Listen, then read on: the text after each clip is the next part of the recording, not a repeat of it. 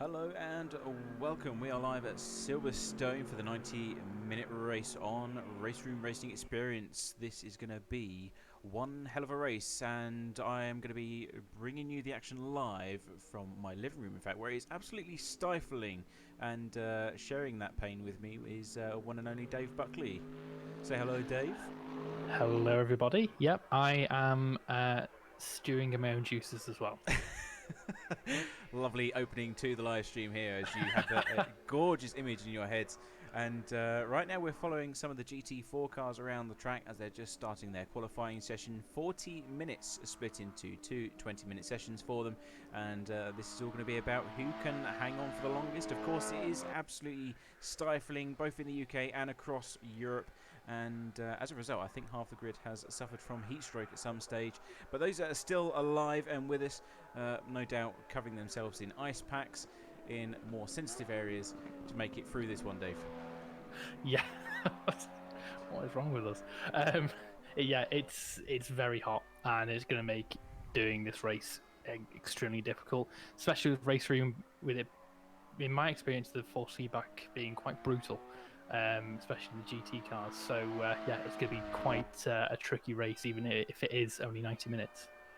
Yep, that is one thing for certain. And at the moment we are following our pole-sitting man, which is Martin Pato. No, actually, my mistake. He's actually in second place there with a 2 minutes 14.189. And the person that is leading the way is actually Jonathan Shellstraight with a 2:12.2. So a 2-second gap there between the top pole-sitting Porsche Caymans.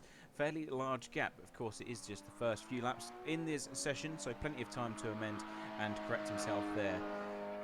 Now, GT4 cars here, they're comfortable. I mean, we was expecting a few KTMs, which I believe are going to be joining us later on before the end of qualifying, but a fairly small grid, unfortunately to say. We are going to see some GT3 action as well. We've got quite a few lined up, ready to go, but they have to wait until the end of the 20-minute session for the GT4s before they are allowed to unleash all of their ponies. We've got Corvettes, we've got Nissans, we've got McLarens. They're all here and ready to go.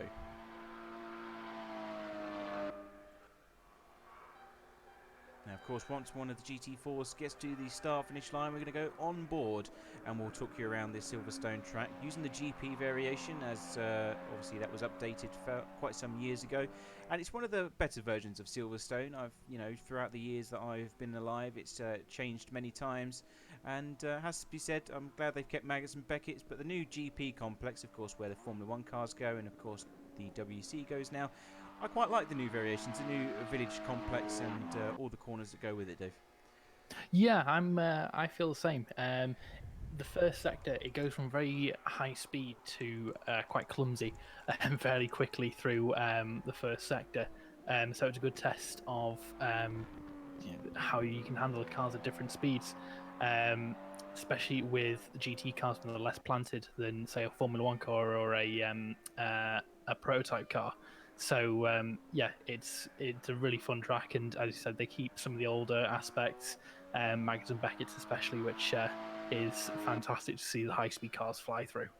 And as we say that, looks like George Dowwater is about to start his flying laps. We can only have the front cameras on these, unfortunately, but flying down to first corner, small lift there to make the apex, and you want to stick the car on that left-hand side, let it rise above, and then come swooping back down to the left-hand side. Heavy braking corner here, and you've got that massive red curb, which he stays well away from, in order to get a nice cutback. And this is a very important corner as well. Once again, just coming off that accelerator, letting the car just glide through, and you want to get on the power nice and early as you go full throttle through the left-hand keep down towards the first of the Silverstone side, on towards Luffield, and this is an important corner. Of course, that previous one, you're going to gain a lot of speed against your competitors if you can get a good run out of there. Here comes Luffield breaking down. Third gear corner for these GT4s. Hug that inside line again and let it just rise off that apex, because it's going to be a late one here before you go onto the old start finish straight here at Silverstone.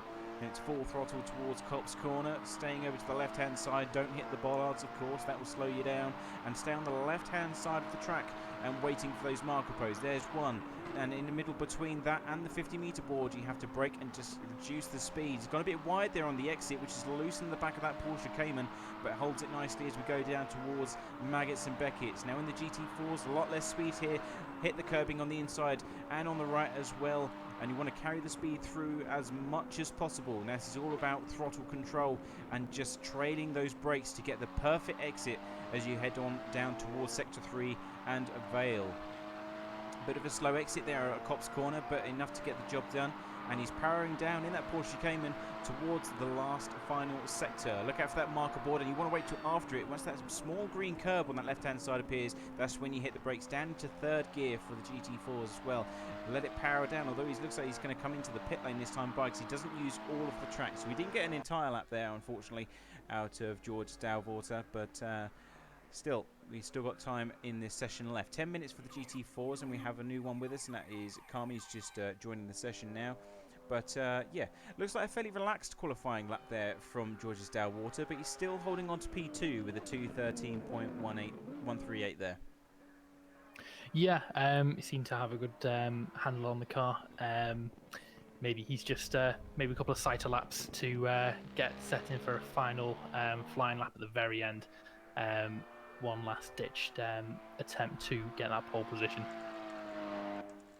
Yeah, it just seemed a bit more relaxing through Maggots and Beckett's. Whether or not he realised that he didn't get that optimal line through that set of corners and then decided to back off as a result, I'm not too sure.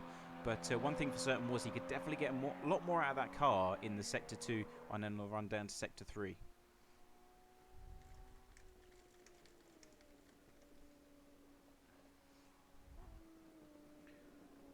Now, Jonathan Selstraight, the man who we're currently watching at the moment, is still going strong. He's just coming out of Maggots and Beckett's now. We've still got Carmine Carpentino. He's currently frozen somewhere on track, but he is trying to join the session at the moment. Martin Pater's just set a new faster time, personal best, 2:13.9. So he is within striking distance, 0.8 seconds behind George Dalwater. But yeah, it'd be nice to see what he can do to secure that second place from him again. Yeah, he's got a bit of work to do. There is quite a substantial gap between all the cars. Not as much between first and second and third, but yeah, there's still time to gain on that circuit, it looks like. Now he's just coming down into the village complex now. Nice first apex. Obviously, George Dalwater went quite wide there on the last time by when he was in his flying lap, using all the curbing there on the second of the corners, and he powering down towards Sector 2 as we speak.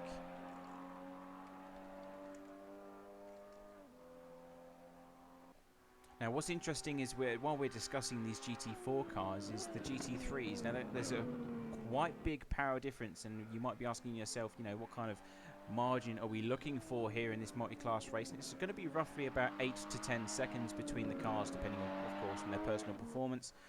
So that's going to be interesting for them, especially going through corners such as Maggots Beckett's, and especially the last chicane as well in the last corners here at Silverstone. It's only essentially one car allowed per cornice there.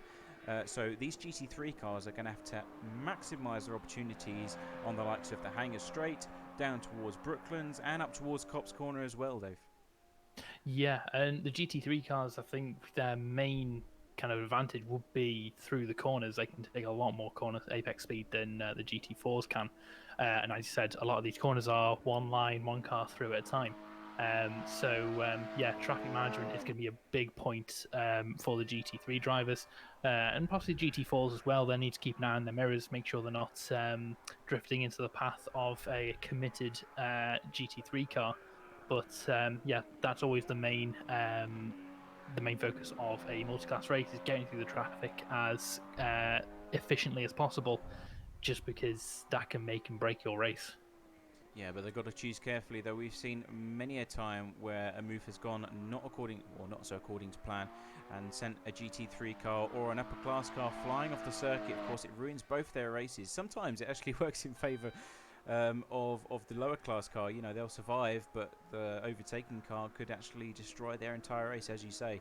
So it's got to be pin precision racing here from some of these higher class cars, and if not, they could find themselves spiraling down the order, especially for the likes of Maggots and Beckett's. It's not impossible to go too wide through there. In fact, I've had the pleasure of going too wide there myself in my sim racing experiences, but it is not a pleasant experience. You don't feel comfortable at all, especially if you're going off the racing line, and the amount of time you lose going back onto the power towards the next sector is absolutely staggering. So it's not going to be something that they're going to do likely unless the pressure is piling on top of them. Yeah, absolutely.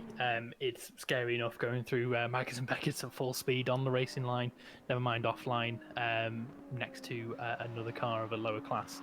So, yeah, you don't really want to try that move unless it's an absolute must.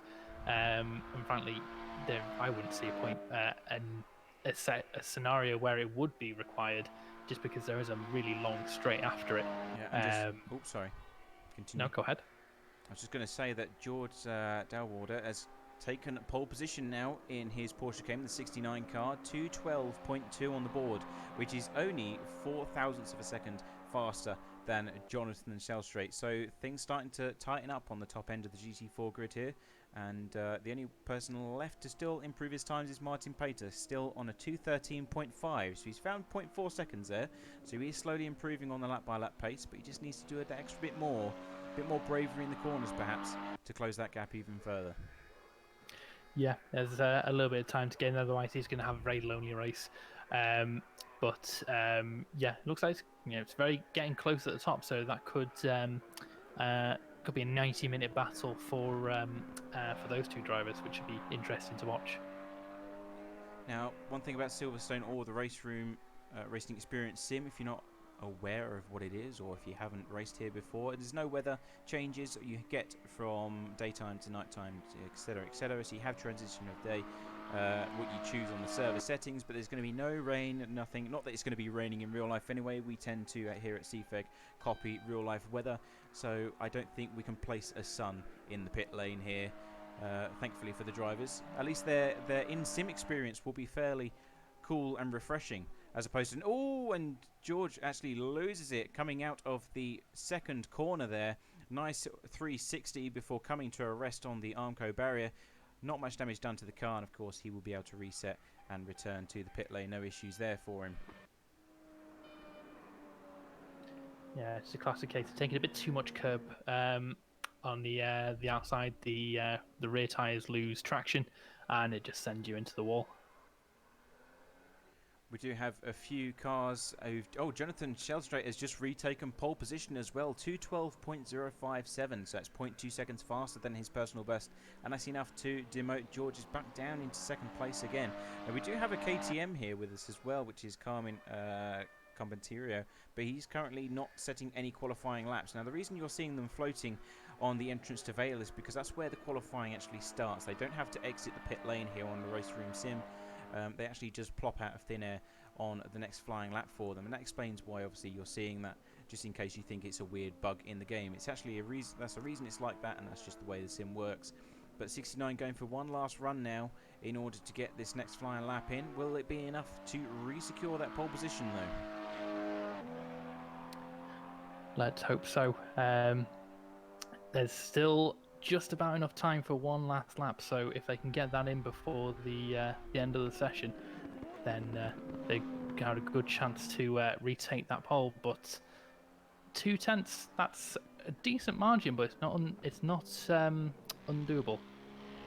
Now Martin Pater is set to 13.5 still, so no improvements there from the 169 Porsche Cayman, but anything can happen during the race, as we said before. He's got this. You've got to also remember this is qualifying pace. The race pace can change a lot. Of course, these Caymans at the moment are on the lightest load possible in terms of their fuel tanks. What they've got in there, they're pretty much going to be on the 2 laps worth of fuel as they fly around Silverstone circuit, trying to find that extra tenth or two. But when you go into the race, obviously that's going to be filled to the brim, because they will need to come into the pit stops. They're going to want to minimise the time spent in pit lane, and that could bring Martin Pater back into this. His setup might be more catered towards a heavier Porsche Cayman, and that could actually bring him into the fight here.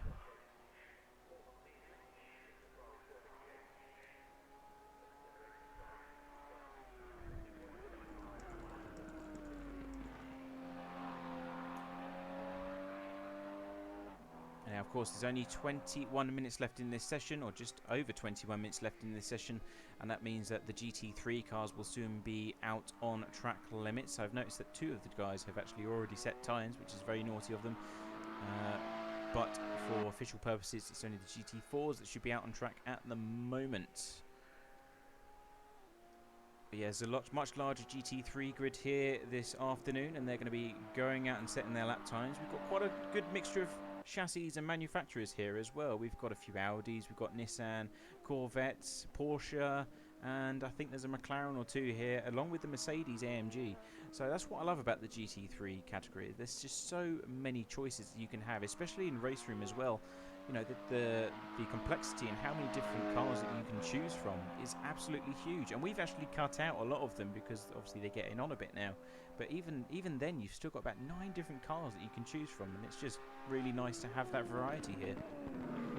Yeah, absolutely. I think that's one of the main draws of GT racing, especially GT3s, is there's so many different cars you can drive. Especially in Raceroom as well, it's got such a massive selection of cars you can choose from. And it's fantastic to see so many different chassis, so many different car shapes going at it when, on a very competitive format as well. There's never really one car that stands out. It's always, a good mix. It's a good test of driver skill as well.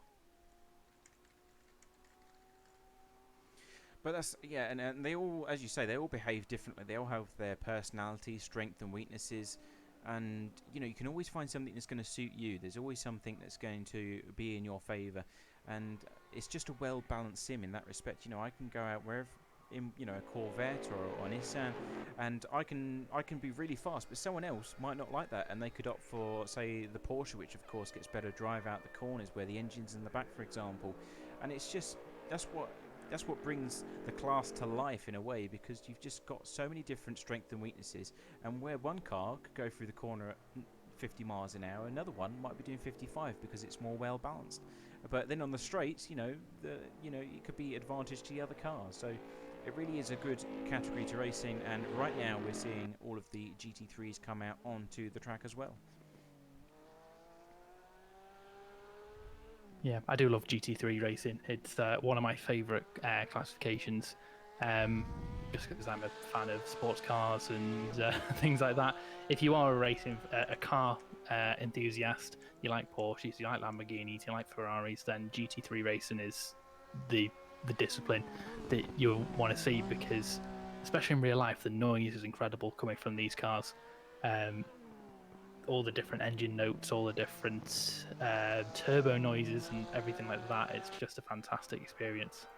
Yeah, I've been wanting to go to Brands Hatch for the Blank Pain for so many years, and I've been to Brands Hatch a few times, and some of the noises that you get from some of these machines is just absolutely outstanding. You're standing right next to the fence line, and it's almost like you need earmuffs. They're that loud as they go by. They're screaming their head off, especially the likes of the Porsche 911 RSR, which we've got at the moment. It just screams as it goes by. And you just think, how the hell is that thing still in one piece under that, under the bonnet? But then you've got the opposite of end of the spectrum, where you've got the Corvette C7, that dark rumbling noise, that that huge lump in the front of the car, and it just it's like caramel, isn't it? It's just gliding into the distance as it goes up the hill. It's absolutely spectacular to watch. Yeah, it's incredible. One car I really want to see come into Raceroom, because Raceroom is fantastic with the noises of the cars they're making, is the Aston GT3 New Vantage. The engine note on that is incredible, and the turbo flutter as well, because it's a twin turbo V8, and hearing that turbo flutter brings back Audi Quattro WRC memories. See, I'm going to have to disagree with you. Although I do love the sound of the new Aston, the new variant, the new model, I do prefer. It's never going to beat that screaming V12 that took victory at Le Mans. You watch the replay over and over again. It just, it's just got that noise. It just sends shivers down your spine, and it's just one of the best sounding cars. I think that it's just going to be one of those history book moments, isn't it? It's going to be one of those cars that never dies. because it's just absolutely beautiful to look at, sounds gorgeous, looks amazing through the corners, and you've got that huge diffuser on the back as well. Some say it looks ugly, but I just think they've just gone, you know what, we need a bit more downforce here, and they've just gone clonk right on the back of that thing, like Formula 1 style, you know, bigger is better, and it just looks absolutely stunning in my personal opinion. But that's just me. Yeah, it is. It's fantastic. We all love an Aston, if we're British. But I think the closest thing we've got these days to that old V12 is maybe the Lamborghini Huracan, or the Audi R8 GT3s. The V10s, I think they've got. They scream. But I think McLaren 720S, the new McLaren GT3, or as new as it can be, that's got quite a nice engine note as well. Listening to that at Alton Park this year, that was quite the experience. I do like the new McLarens. I've always liked the 650 anyway, because it's a unique sound. It's completely different from anything else on the grid, but it just has that, I don't know, it's a weird kind of whine, as you say, that comes through the exhaust pipes, and obviously the way that they're shaped and the way that it flows the exhaust fumes and everything just gives it that unique noise. And in fact, we've actually got one of the McLarens here as well. Turco Hakkinen is still going around the circuit, and you can just hear sound. It just sounds so different compared to the rest of the grid, in a good way though. It's not different, and it doesn't sound like how the Honda sounded in Formula 1 when they first came, and it just sounded like a strangled duck for the first few races. It doesn't sound like that. It actually sounds good in a different way. And we've actually got a bit sidetracked talking about all different car noises, which isn't a bad thing, but we are here to commentate on this race. And at the moment we've got the Corvette C7, Callaway Corvette C7 that is, setting a time of 2 minutes 0.3, which is on spot what you'd be expecting to see in real life. And we've got Luigi Di Apria in charge of that car at the moment, so good lap time from him. And it's actually a second Callaway Corvette C7 as well, in second place, and that is in the hands of Marco Interini, I think as pronounced. I do apologise if we're butchering your names. And that's a 2 minute dead 0.6, or 2 minute 00.6, so only 0.3 seconds between the top two drivers here so far this afternoon. And then we've got the first of the Nissan GTRs, obviously Godzilla style, 2 minutes 0.7 there, and I think that is pronounced zero. Help me out here, Dave, please. I think it's zero. I can't even do it. My tongue is twisting every time I try and pronounce that name. I'm so sorry. I'm just going to let this carry on, I think. Always have to count on your fellow commentators to help you out in a time of need here at CFEG. But I think it's Gurunian. His surname is Gurunian. I think that's pronounced correctly, so I do apologise. I forgot to mention that here at CFEG we have a habit of butchering anything that is not spelt T-O-M or Tom or Dave. We know to say Dave, Tom, Matt is another one, or Jacob. All those kind of names, the basic ones, we can pretty much get spot on. But if it's anything slightly off course than that, then forget it. We're going to screw it up for you. But in fourth place, carrying on with the qualifying here, 2 minute 01.8 for Thomas Winkler in the first of the Porsches. That's the number 12 for you. And then in P5, we have the first of the Falcon Porsches, obviously always a great livery to look at. And we have Filippo Canao in that with a 202.159. 202s is the kind of time you'd be expecting from the race pace, wouldn't you say, Dave, as obviously from these GT3 cars? Yeah, it's very close. So whether that's it's a sign of consistency in the kind of race pace they're going to be having, or they might have a bit less of race pace than they will qualifying, and we'll have to wait and see. But I know some people just jump in straight into the qualifying, don't have any particular strategy. Just jump in what the car gives you, which is quite high fuel. So I'll have to wait and see, really. And we have Joseph Gozan in P6, 202.174. P7 is the first of the Audi, so we've got a few Audi R8s among us as well.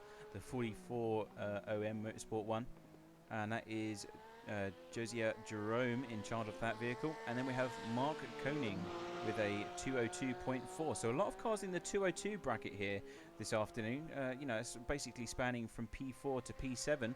And just outside of that is Matthew Clipman, the first of the McLarens. So here we have the 650S, 203.3 on the board for him. And that is all we've got on the board in terms of actual qualifying laps so far. We've got Daniel Vidamari in the 23 Nissan as he gets very sideways on the very last corner, hits the barrier of the pit wall there, which is obviously solid concrete. That's not going to do the front end any favours. And we've got Turka Hakkinen who goes P4, so he's demoted. He's now the fastest McLaren here, 201.328 for that 55 machine. Still got a few cars that are yet to set lap times. We've got the number 3 Audi R8, which is Radek Indica, and we've also got Josh Snyder in the 24 Audi R8 as well. And we've got Daniel Vidamari in the Nissan, as previously mentioned. He still hasn't set a lap time. Other than that, all of them are on the board for you and ready to go racing. We also have 2 more GT4s, which have joined during the qualifying session, and that is Andre Guy in the 30 Porsche Cayman and the only KTM to grace us with it, Prince, the 84, which is, I think it's Carmine Carpentiero. Nice Italian name there, probably butchered completely. But still holding on to the first place is Luigi at the moment in that Corvette. So the Callaways are the cars to beat here this afternoon. Oh, and as I say that, Garunian takes P2, 2 minutes, 0.5 on the board from him. That 21 Nissan GTR stealing away that second place. So it's now Corvette, Nissan Corvette for you on the board. Turk Hakkinen is on his second flying lap now as he comes out of the village complex down towards Brooklands and Luffield. Let's see what he can muster up in response to the times ahead. That McLaren spitting flames as it goes through the next set of corners.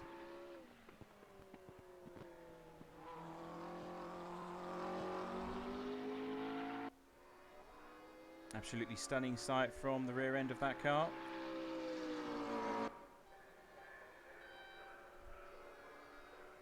Cobb's corner coming up next, using all of the curbing available on the left-hand side. You see the nose just dip down ever so slightly as he tries to make the apex. Nice, good use of all the track there. That's going to work go in his favour as he comes into Maggots and Beckett's, using all the curbing on the right and then, or the left and then the right, sorry.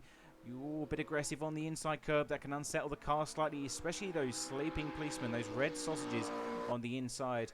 And that can hurt your time, your exit speed. So he did use those quite excessively. We'll see if that's going to affect his time coming up towards the next set of corners, though.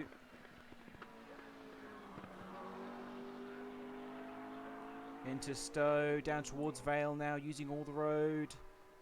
Heavy on the brakes for the last few corners now. Turn 16 through Club Corner. That's a very tricky corner to get right as well for those of you that don't race at Silverstone or aren't familiar with the circuit here. It is actually quite tricky to get right. And is there any improvement on that time from the McLaren driver? It is. He's up into second place now. 2 minutes, 0.495. And that is all he needs to do for the McLaren team there. Nissan's still going strong, and Daniel Vidamari as well. That Nissan, we saw him crash out just a lap ago. Obviously, he's got his stride back together again. That's a 2 minute 0.531. So, only 0.4 seconds separating the top 5-6 cars there in the GT3 class. It's going to be a very tightly packed front grid here at Silverstone. First of the guys that are outside 2 minute times is the 6th place car, which is the number 4 Falcon Porsche, Filippo Canal, and he's done a 201.3. And if you look further back from that, we start to see the 201.8s, the 202s, etc. So it looks like we're getting 2 different grids in the GT3 category so far. Looks like we're going to see a good close battle in the top 5, where they're all pretty much within 0.4, 0.5 seconds of one another. And then we're going to see, oh, and Radek Indica goes P6, 2 minute 0.606. That's literally 4 thousandths of a second off P5 and 0.5 seconds off pole position. This is incredibly good, close qualifying session from all of the guys here in the GT3 class. We've also got some of the new entrants. Joe Snyder is going around the circuit in the Audi R8. Number 24 car, of course, bright orange and white machine. Setting his first lap time. He hasn't actually got a time on the board just yet. Looks like that may be about to change in a few moments' time. 6 minutes left in the qualifying session.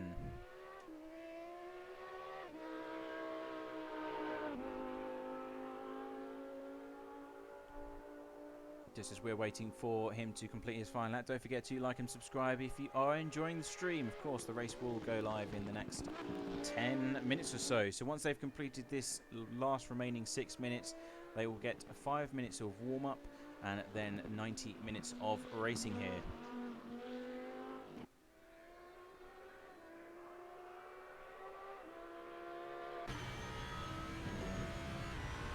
Coming up towards Copse Corner.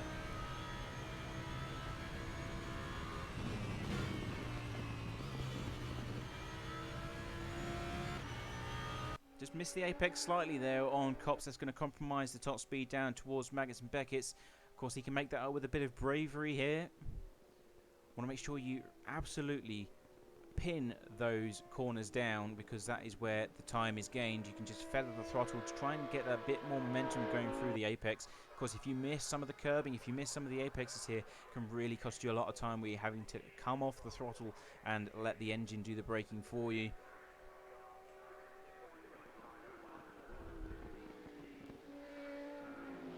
Of course, the Audi R8, another car that has an amazing engine bay. The noise coming out of the exhaust and, of course, from the rest of the car is staggeringly nice to the ears. He's just coming across the start-finish line now. What kind of time are we going to see as Radek Hinteker goes pole position with a 159.6? Amazing performance there.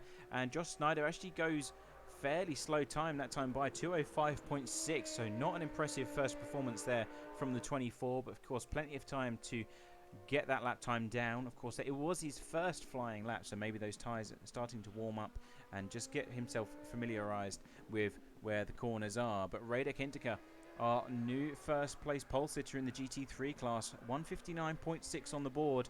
And in response, Luigi Depria goes 159.871. So things starting to heat up here at Silverstone, and it looks like they're going for their last ditch attempt to try and gain that pole position from the rest of the competitors. Turk Hakkinen is still on the flying lap as well on the 55. Still going strong. Last lap, 2:02.90. So he did improve just ever so slightly on his last one. Trying to find that extra few tenth or two. And Luigi goes faster, 159.593. New pole sitter here once again.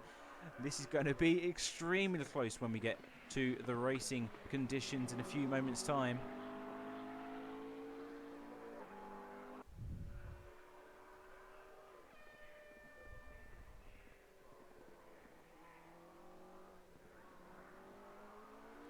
Last few corners for Turk Hakkinen as he comes over the start-finish line. What can he do to respond? Unfortunately, no improvement there. That time by, that was not his personal best. In response, Daniel Vidamari still going strong. Has he got anything in the bag? He's just coming out of Luffield, I believe. Yep, down towards Copse Corner he goes in that Nissan GTR. It's a fairly heavy car out of what we've got on offer here so far. So got to be careful about those entry speeds, especially some of the higher speed corners. It's a bit of a boat, really. Not so much as towards the Bentley, of course. That is the cruise liner of the lineup here this afternoon. Unfortunately, none with us this afternoon. But the Nissan is definitely one of the heavier cars here this afternoon from all the cars chosen.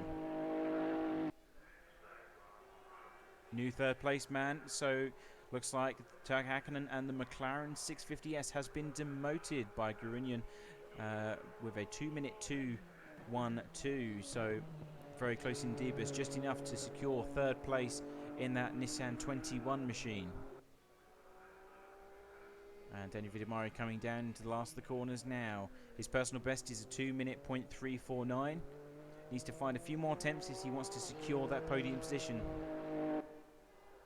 Comes across the start-finish line now. Is it going to be an improvement for the Italian driver? Yes, it is. He takes third place away from his fellow Nissan GTR driver.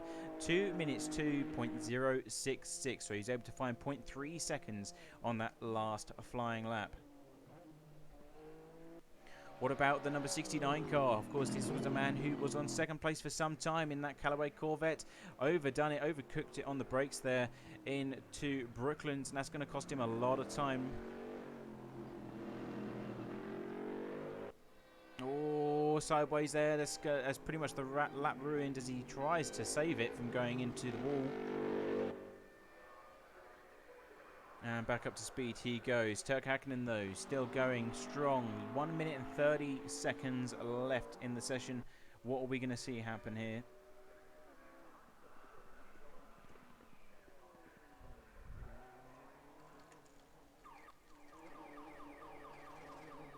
And he's decided that he doesn't want to continue. He's going to essentially retire the car before the race. Get himself a nice cold drink. Get ready for the 90-minute session. As of course we are going to wait for them to go racing very shortly.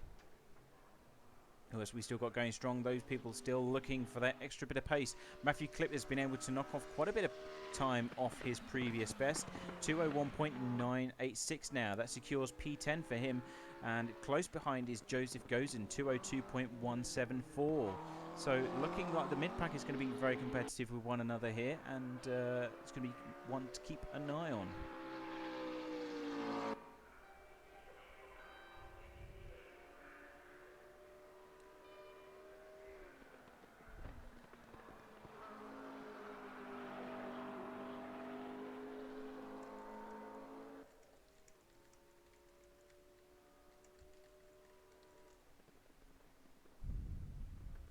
Just coming into the last few remaining laps. Of course, 12 seconds left. Daniel Vidamari's just come across the timing line.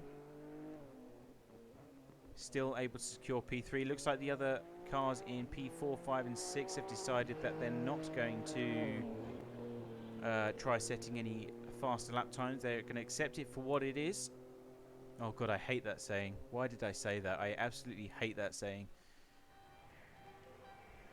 And that is the end of qualifying for you, ladies and gents. What a session that was. We've had so many different changes. It's unreal. And I simply could not keep up as that unfolded. But we're going to go for a 5-minute warm-up session now here at Silverstone. And we'll be right back with the 90-minute race after these short adverts. See you soon, and don't go anywhere.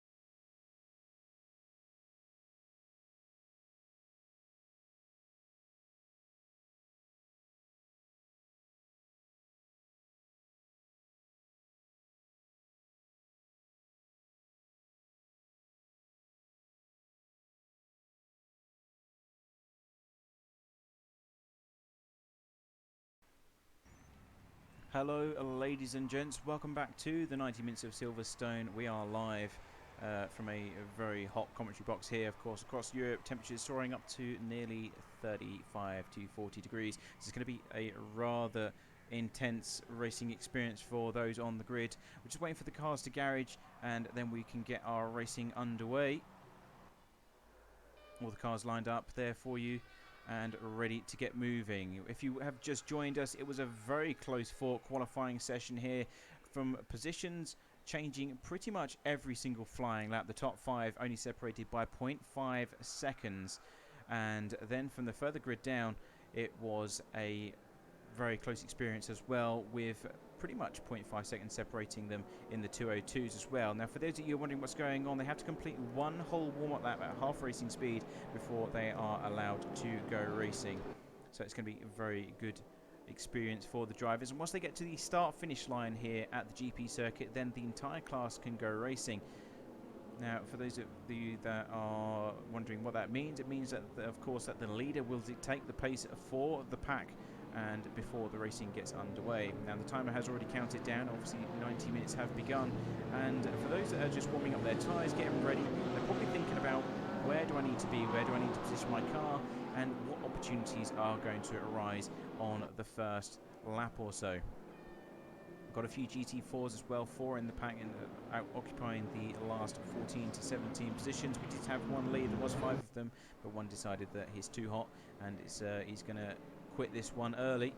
So going through the grid for you, it is Luigi Dupria in the Callaway Corvette C7, the 77 machine, that takes pole position here in the GT3 class. An amazing performance from the Audi R8 from Radek Indica means that he gets to occupy the second place position alongside. Now, behind in the second row of the grid, we have Daniel Vidamari alongside the sister Nissan of 21, that is driven by Z Gurunian, and only 0.3 seconds separating them on that qualifying session just a few moments ago. Then we have the first of the McLarens, Tucker Hackman in the 55 in P5, and in P6 we have the second of the Callaway C7s, Marco Enterini in P6. The 7th place is occupied by the number 4 Falcon Porsche 911 RSR, Filippo Canal driving that machine, and then we have the 44 Audi R8 with Joseph Jerome in P8. In P9 is Thomas Winkler, and then we have Mark Koning in P10 for the GT3s. In P11, in P12 we have Joseph Gozen, and then we have Josh Schneider in P12 and 13 as well, and that is the only GT3s remaining, so lining up on the last remaining slots on the grid. In GT4 it is Jonathan Shellstrait in the personal Porsche Caymans. They only were able to secure 0.3 seconds away from George Dalvorder, and then we have Martin Pater and Carmine Carpinterio in 16th and 17th. So that is the order for you here at Silverstone. We're about to get the race underway as they just navigate around the last few final corners here. He's got to wait until he gets to that designated line, which is just where you got the Sector 3 billboard above, and they will then go racing. So 1, 2, 3, and we are racing now as they all come down towards turn 1. Luigi able to defend that P1 position from the rest of the competition. Reddick Indica close behind in that Audi R8. Daniel Vidamari still holding on to P3 as they come down towards the village complex and missing the apex of the first corner. Here comes the Audi R8 taking advantage of those cold tyres, and they're going to go too wide into turns 3 as they all power down now towards Brooklands. Daniel Vidamari is close behind looking for an opportunity, and there goes Reddick Indica into the lead of the race. He's off wide, off track limits, and he's got the position at this early stage of the race. Here comes the Callaway Corvette though, looking for that move down the inside line, not able to do so, so he gets demoted into second place. Looking back into the GT4 class, they were all going tooth and nail, as well as George Dalvorder takes that pole position and is able to move through the order, and Jonathan Shellstrait still close behind and in that slipstream. But back to the GT3s now as they all come down towards Copse Corner. Good move from Marco Enterini as he moves out into P4 now in that Callaway Corvette, starting from P6, so he's had a good start to this race as well. Daniel Vidamari looking close behind, trying to find an opportunity going towards Maggots and Beckett's now for the first time. This is an intense start to the race here. Lots of action going on and unfolding before our very eyes, and it's hopefully it will start to calm down and we can actually have a breather in a second.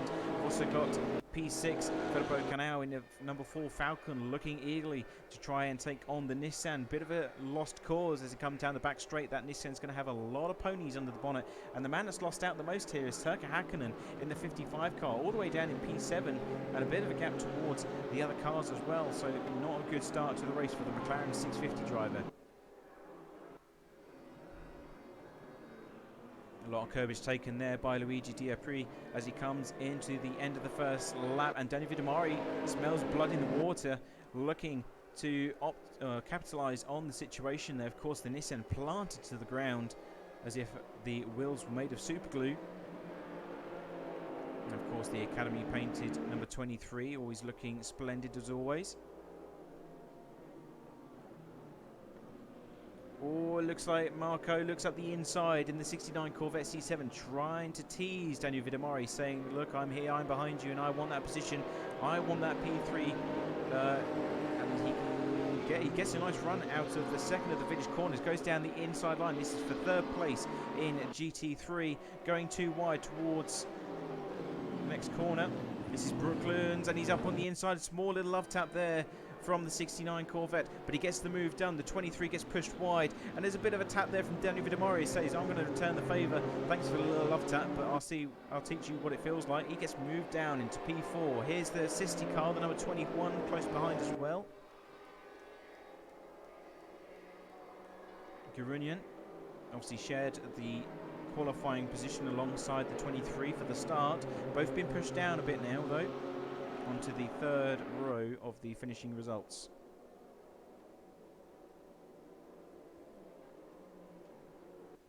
Going back to GT4 just momentarily, we still got Georges Dalvorder in first place in the 69 Porsche Cayman, and we've also got the KTM as well, Carmine Carpentier fighting with Martin Pater here. So Expo versus Cayman. Looks like they're going to go tooth and nail up towards Copse Corner.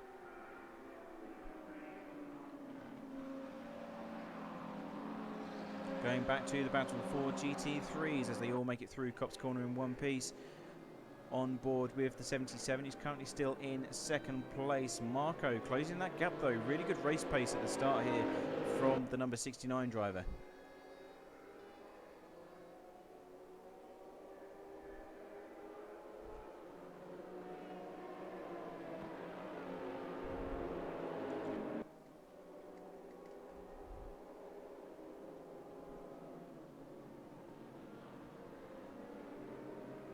.5 seconds as they complete lap 3 now.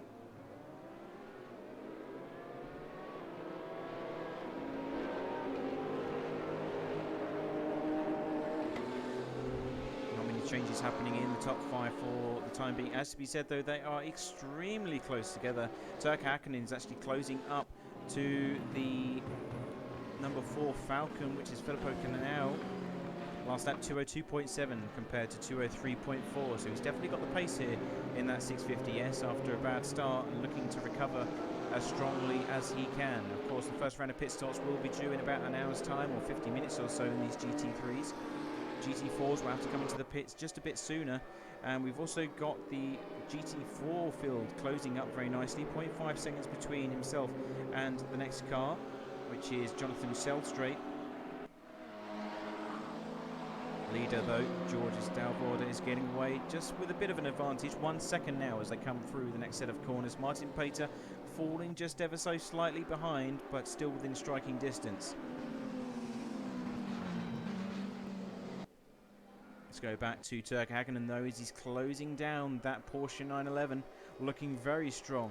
Of course, the McLaren 650S, a very slipstreamed car, got the advantage through the corners. A very well balanced machine here at Silverstone, which will pay dividends at the latter stages of the race when those tyres start to wear off. Goes through the corner and maybe looking down into the inside of Stowe. No, too far back, thinks better of it. Now's not the time to do it, but definitely one of the cars that is stronger here this afternoon. Let's have a look at the leaders again as they come, all 5 of them, about 1.5 seconds separating the top 5 machines. The Audi R8 leading the way, Kentucky Fried Chicken as the sponsor, always looking good. And he's just gobbling up all of these corners. That was a terrible joke, I'm so sorry.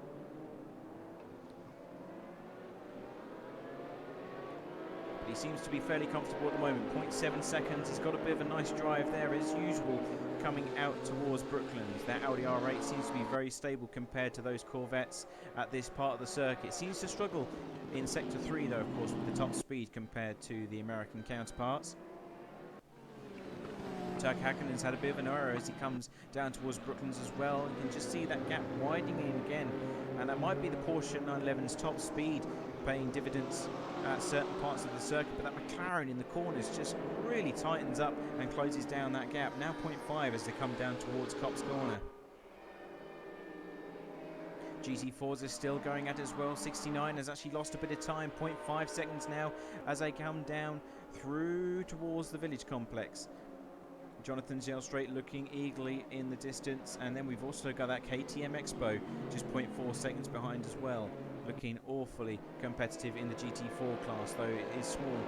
Marco Interini in third place, still holding on the 69, still trying to get that draft off that fellow Corvette from up ahead, and you've still got Daniel Vidamari and Gurunian close behind in P4 and P5 as well.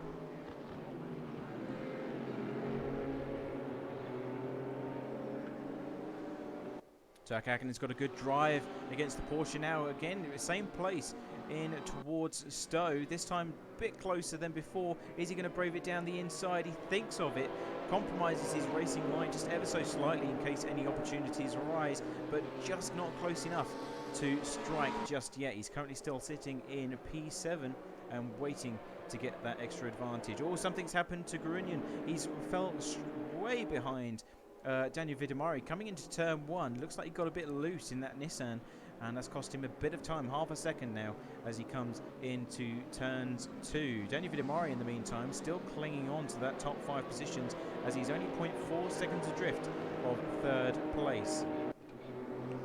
Now the Audi R8 is also struggling. Radek Indica only 0.3 seconds separating them. That is actually come down by 0.3 seconds on that last lap. So things are starting to heat up as we get into a rhythm here at Silverstone.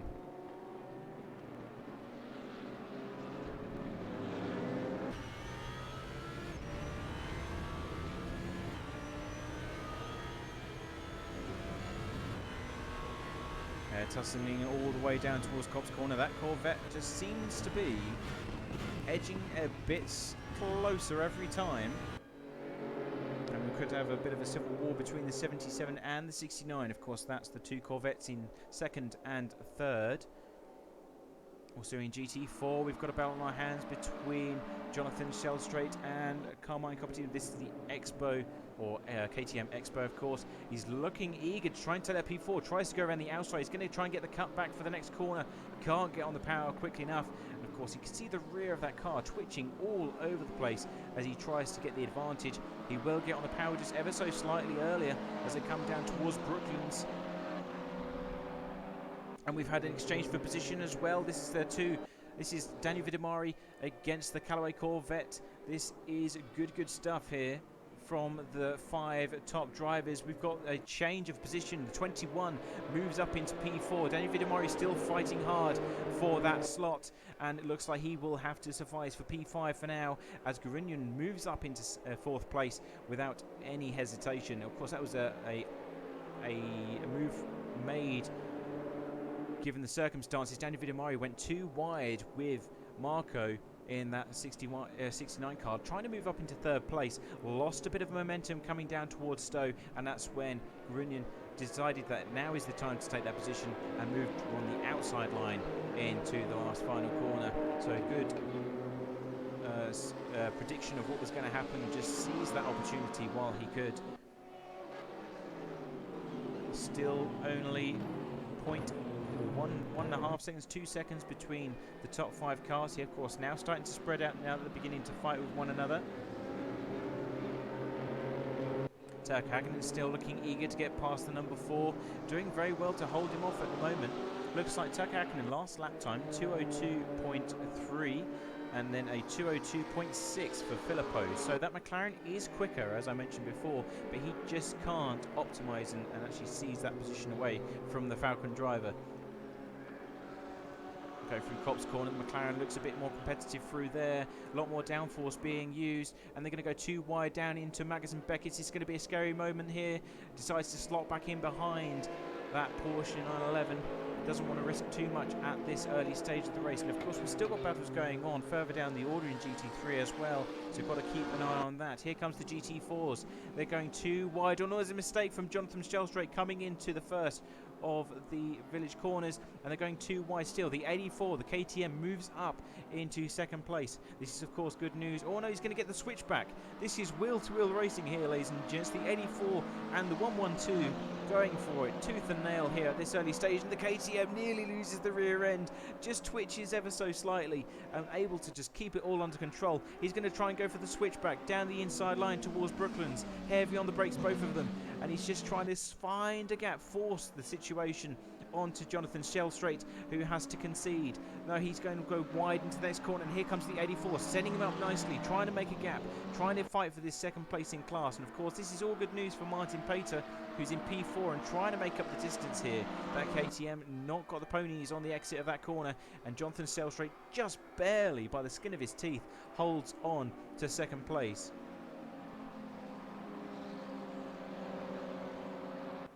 Back towards the fight for 6th place now, as the leaders are starting to make just ever so gap just ever so slightly. We're on board with the 77 Luigi Diapria, 2nd place, and 0.8 seconds to the leader. So Radek Indica just trying all he can to get away at this stage. The gap has widened by about 0.3 seconds on this particular lap, and then we've got another 0.6 seconds till we get to P3. There's the two Nissans in the background there coming into camera shot.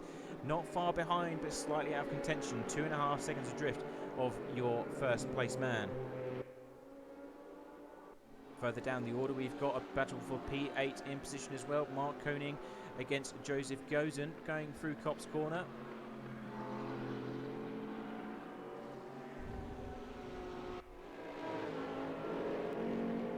And we've got more battles going on between the GT4s. They're switching back and forth all over the place as they come over the start-finish line. 0.17 seconds. Absolutely nothing between the two cars as George Dalvorder comes into the pit lane. So he's coming in early. Only 1 hour and 13 minutes left. That's going to be a very interesting tactic there, and see how the other teams respond. Of course, they are still battling for position, and we've had a change in GT3 as well for the 69 car, moving up into second place against the fellow Corvette, and that is Marco Intoridi and Luigi Diapria exchanging positions now. That's brought Daniel Vidamari slightly into the mix again, 2.6 seconds adrift. He's slowly closing that gap down.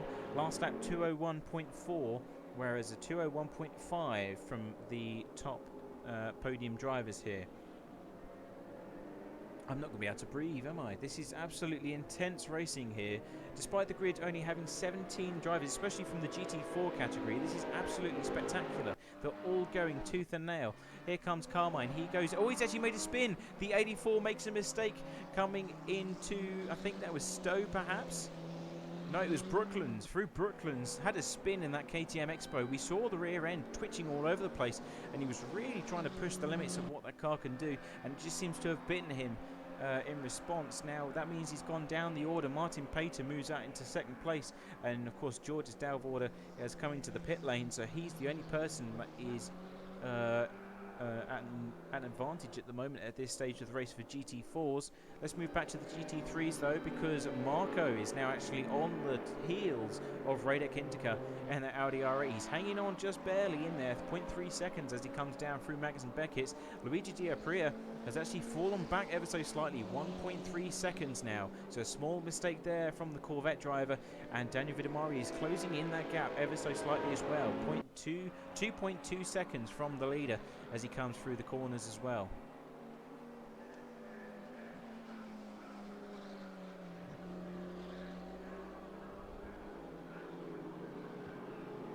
Moving further back as well, Turka Hakkinen has actually moved up into P6. He's actually got the job done just by the skin of his teeth. Here comes the number 4 retaliating down into Stowe. Turka Hakkinen wants to occupy the outside line. He's going back over to the racing line. Will the 4 retaliate by going down the inside? No, he won't. He's going to stay in P7 for now. That McLaren then, that 650S, moving up by 1 position. and it will be interesting to see what Turk Hackman can now do to recover from his previous woes at the start of this race.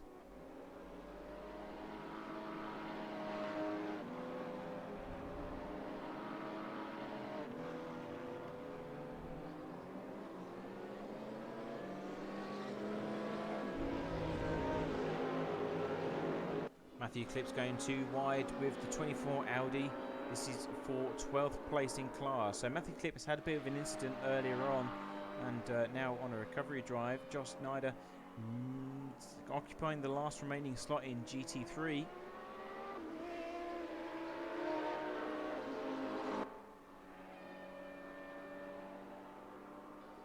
Now all the other GT4 cars have actually stayed out of pit lane at the moment, so they're trying their best to stretch out this first stint. George Dalvorder using the lighter load at the early stage of this race to try and get it out of the way. Of course, he just wanted to get away from the rest of the cars, and that explains why he had that slightly better top speed down the main straight compared to the rest of the competition.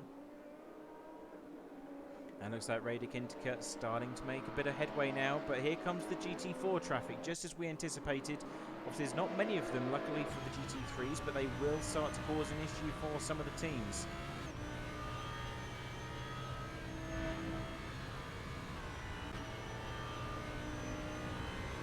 There goes the Corvette down on the inside line. That's going to compromise his entry speed though, so a bit of an advantage there for Radic, able to swoop past Martin Pater in that 169 Cayman without any issues. But here comes some of the other teams. It's going to hurt their times. There goes Jonathan Shellstrait as well, our leading man for the GT4 class. He's going to be very occupied in the next few moments. Here comes Radic flashing the headlights in that Audi R8, saying, look buddy, I'm leading this race and I need to get by as quickly as possible. Goes around the outside line, no issues there. Bit of a wiggle on the back end of that Audi actually, nearly cost him a bit of stability, but all is well. Marco follows through, no issues down the inside line, but Luigi's going to be the one that actually suffers here as he gets caught up behind the 112, not able to get the power down, and that obviously the gap now towards P2 has widened. Here comes Daniel Vidamari. He's now only 2 seconds behind our leader, so he is putting down some good, decent laps. 201.480 last time by, and he's going to try and look for that inside line into the next set of corners, which he does. No issues there for the Nissan driver, able to power down and get just that ever bit closer to our front pack.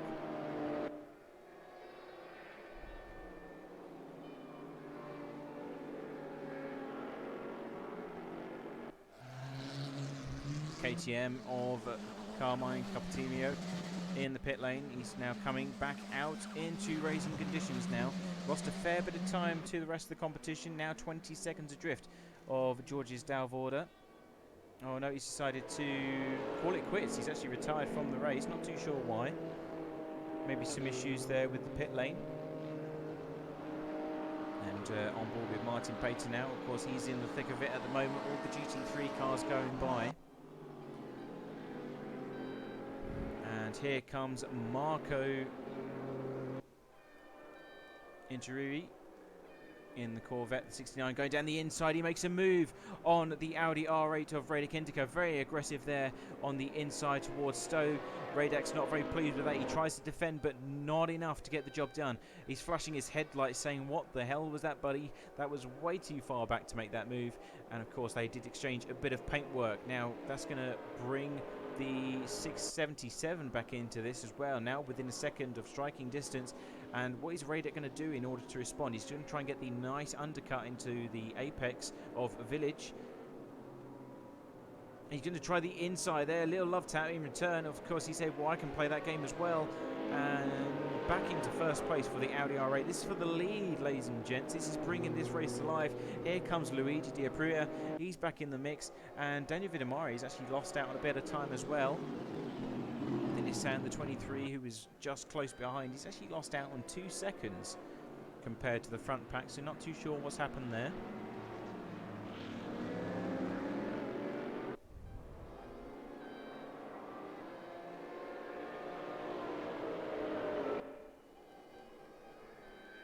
This is starting to heat up very nicely indeed for these front running drivers. Who's going to have what it takes to bring this one home?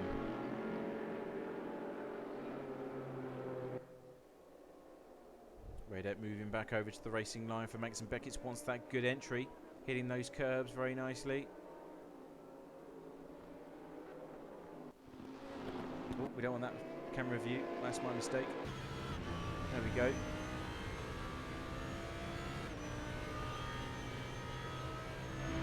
That Corvette seems to be gaining under the slipstream. It's got a few more ponies available. Moving to the outside line for Vale. Oh, sorry, Stowe rather. Down towards Vale they go. And Heavy under the brakes. Is he going to try the same manoeuvre again? No, he's not. Okay, so the 69 appears to have learnt his lesson from the last time by. Thinks, okay, that didn't work last time, and it actually cost a bit of contact. Maybe it's not worth the risk anymore.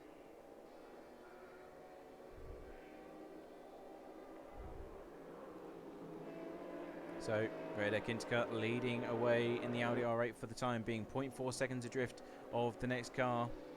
David Amari improving that last lap time, 2:01.4, so that gap is slowly coming down. There's a bit of a move there from the 69, and that's actually cost him a hell of a lot of time as he goes down into P3. The 77 seizing the opportunity and moving up into second place. Great driving there from Luigi D'Apria. Now he's going to have the opportunity, surely, as he comes down towards Brooklands and Luffield. He's looking down the inside just ever so slightly, not close enough to get that job done. And waiting for a better opportunity. Now the 69 must be a bit frustrated after that small error. Of course, that's the second time he's getting a bit frustrated. He thinks he has the pace to win this race, clearly, as he's making all of these risky manoeuvres, but they don't seem to be going in his favour. He just needs to be a bit more patient and wait for that opportunity to arise. Back to the GT4s just slightly. We've got Jonathan Shellstraight, who's already conducted his pit stop. No, sorry, they haven't. So Jonathan Shellstraight won 2.3 seconds ahead of Martin Pater, who's still in this fight.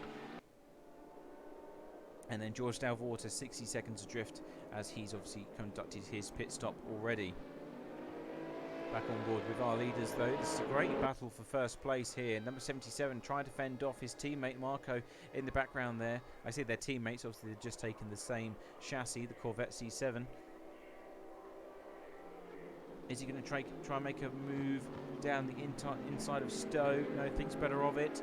All still going toe to toe through the sector 3. Oh, and it's a big move from the 77 down the inside.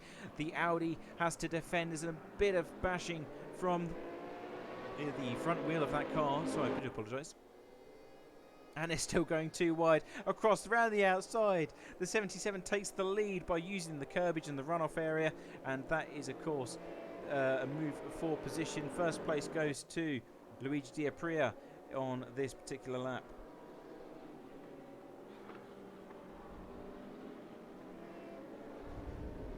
You could not put a slice of paper between all three of these drivers. It's absolutely insane. The 77 makes a mistake. Here comes the Audi Radek. Really takes the lead, as a bit too much right foot there from the 77. It's going to cost him a bit of time as well. Marco smells blood in the water. He wants a piece of this. He's going to try and go down the inside into Brooklands. Yes, he does, as predicted.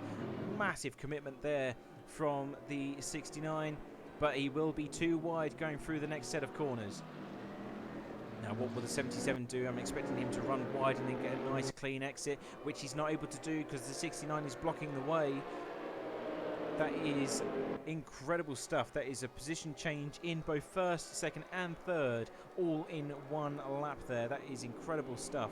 So these guys up at front are really going for it, and in the background there you can just see the number 23 Nissan just edging closer and closer. So they've got to be careful how much they decide to fight, because Daniel Vidamari will be waiting patiently. He's doing everything that he needs to do to get back in this fight. He wants to fight for those podium positions. Daniel Vidamari is one of our regulars here at CFEG on our R Factor 2 events, and he's one of his first times on Raceroom. And clearly the experience that he's already gained from the other sims is paying dividend here this afternoon, because he's really starting to go for some of these drivers and showing good pace in this race. So it goes to show that you can transfer from one sim to another fairly comfortably. but he knows how to win one of these races. He's done multi-class racing a lot, so I won't be surprised if he's just waiting for that opportunity to strike.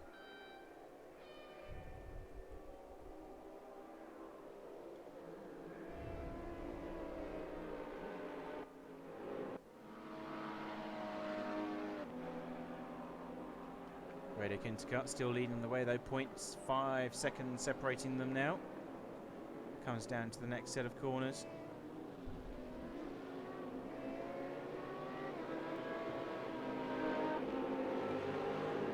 And now breaking through the 1 hour mark. 59 minutes remaining here at the 90 minutes of Silverstone. If you are just clocking or dialing into the live stream, we'll do welcome, and don't forget to like and subscribe for more upcoming events. Back to GT4, there's been a change for the lead. Martin Pater taking away that pole position from Jonathan Selstrate, who's struggling in his Cayman. Must have been a small mistake there from the driver. Both setting laps 2:14s on that last lap time by 0.7 seconds between the two of them. George Dalwater is still in P3, 56 seconds behind. And of course, we know that is because of his previous pit stop. Now, Turk Hakkinen is on a recovery drive himself as well. The 55 McLaren trying to move up into the top 5, which he does. He's too wide going into Magnussen Beckett's. He's got the clearance he needs going through Copse Corner and going up the order.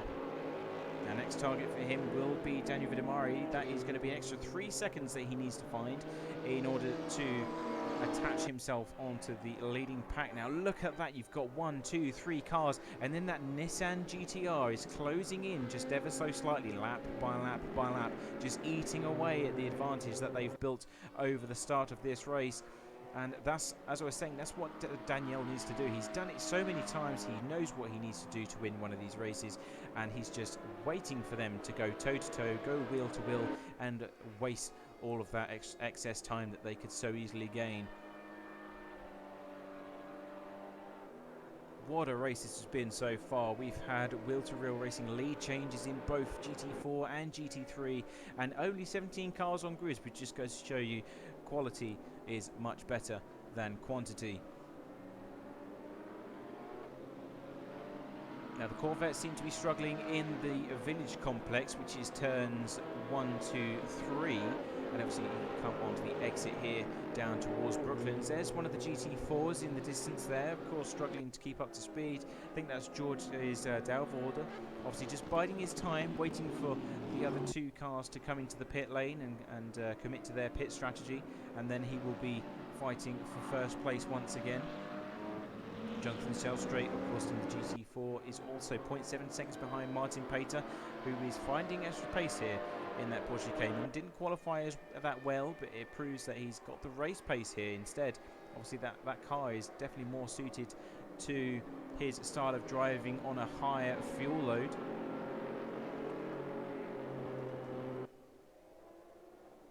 Now this is going to be an issue for the Corvette C7s, because they've got to navigate past that car in Magnussen Beckett's. He tries to stay out of the way, of course, but Luigi D'Aprilia is going to have to go down the inside. Look at that side by side. Good respect shown. Of course, a bit risky there coming through that set of corners, but he knew that he needed to get that job done. Gianni Vidamari now within 0.8 seconds of that Corvette, so he had to make that move. It was do or die for the podium, and in order to stay in the battle for the lead of this race. And of course that's what multi-class racing is about. There's that extra factor that you have to consider. When is the right time to attack? When do I actually take this position away from this slower class? It's so delicate, and you have to be so careful here with these cars that it can actually break the race, or it can make it as well. As I think George Dalwater decides to come into the pit lane, which he does. We've got the other GT4s in the pit lane as well. Here comes the 112. He's decided that he needs to get some more fuel now, which he does. And away they go. Both the cars. Martin Pater gets away just in time as well. Here comes George Dalwater. He's in the pit lane and not able to turn it around in time. They will still need to come into the pit lane one more time by the looks of things. So George Dalwater just staying out of the way for this stage of the race. He wants to be able to have a nice clear run until they get to the checkered flag.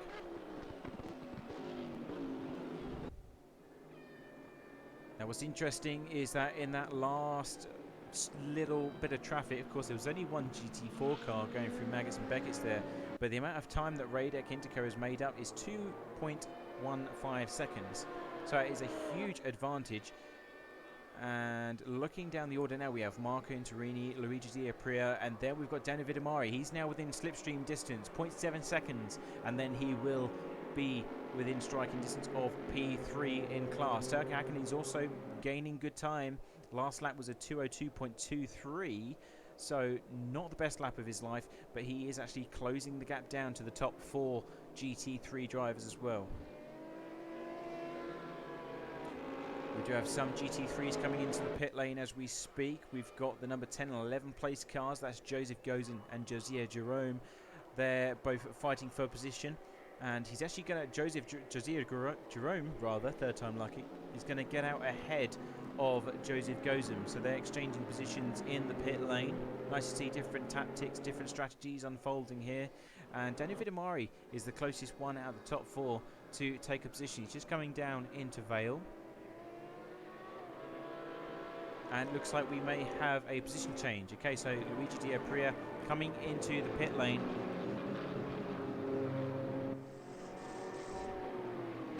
And we have the first of the leaders in to carry out their pit stops. 54 minutes remaining here at Silverstone.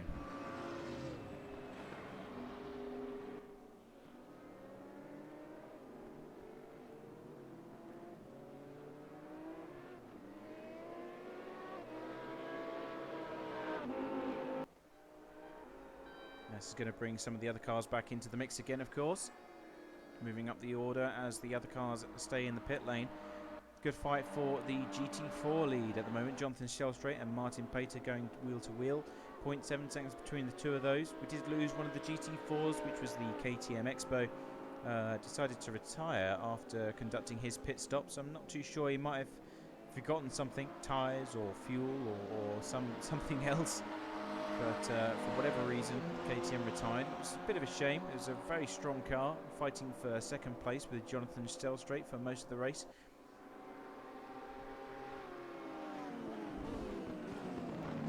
And of course, as mentioned, we have Georges Dalvorte. He's 45 seconds behind our 2 leading GT4s, but we believe that they will have to pit one last time in order to get to the checkered flag.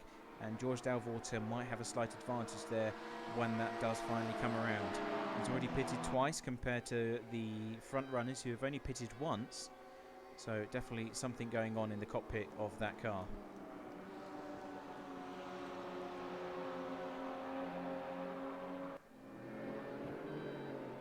Expecting some of these other cars to come in. They might, well, it depends on what kind of strategy that they're using here. The fuel usage is on ×2, as is the tyre wear. So we're expecting to see double stints here from some of the guys. Here comes the leading Audi, Radek Indica, into the pit lane, followed by the 69 of Marco Interini as well.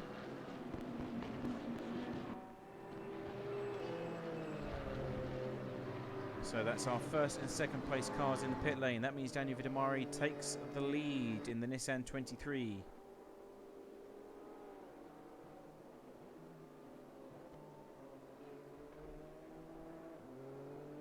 So Hakkinen occupies second place, 3 seconds adrift. He is closing that gap down.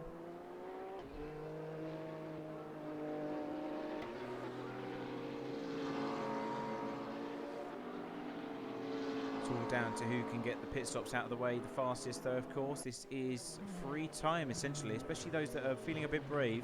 It's a risk when you're going into the pit lane. You can really push the limit, obviously, in terms of the brakes before you hit the pit limiter, and that can gain you about half a second to a second depending on how good the other drivers are at it. But at the same time, it can cost you a lot. If you get it wrong, then it's going to be a drive-through penalty for you.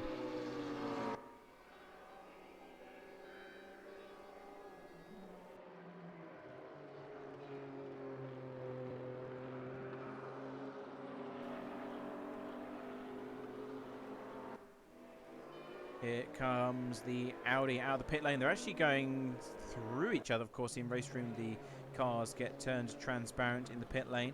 And it looks like Radek was just able to hold on to that position from the 69 Corvette.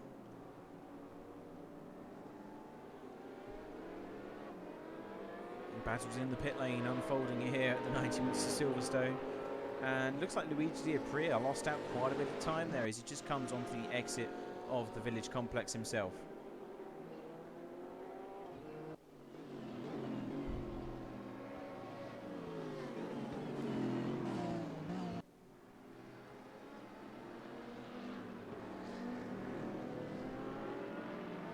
Now, when will Daniel Vidimari decide to come in? He decides to come in now. Here comes Turk Häkkinen. He gained 1.5 seconds in that pit stop entry. So the 55 really been doing some practice on those pit lanes, and it's paying dividend. Now, where are they going to come back out onto the track limits again? Radek Intica 54 seconds behind as he enters Maggots and Beckett's. Of course, Daniel Vidimari will be taking on fuel. Probably not tyres, as I say, they're going to be double stinting those. Oh no, he is taking tyres. So the Nissan GTR opting for new tyres here. Turk Häkkinen hasn't gone up on the jacks just yet. Yes, there they go. So, okay, so both cars going for new tyres as well as more fuel. And they got about 20 seconds left before the number 3 retakes the lead. That Audi R8 going swiftly into Sector 3. Car's gone back down off the jacks for Daniel Vidimari. He makes way again. And he's going to have a massive advantage over the rest of the field here. This is incredible stuff. Turk Häkkinen still up on the jacks. Has Daniel Vidimari made a mistake somewhere? He's left the pit lane in good time, but must be far too good time, as he's got a huge advantage over the rest of the guys. 9 seconds adrift is the number 3 Audi. And Turk Häkkinen just coming out of the pit lane now. He's actually done a fairly slow pit stop there. 6 seconds slower than what the Nissan did. And that's brought him back out in P6 behind the number 4 Falcon again.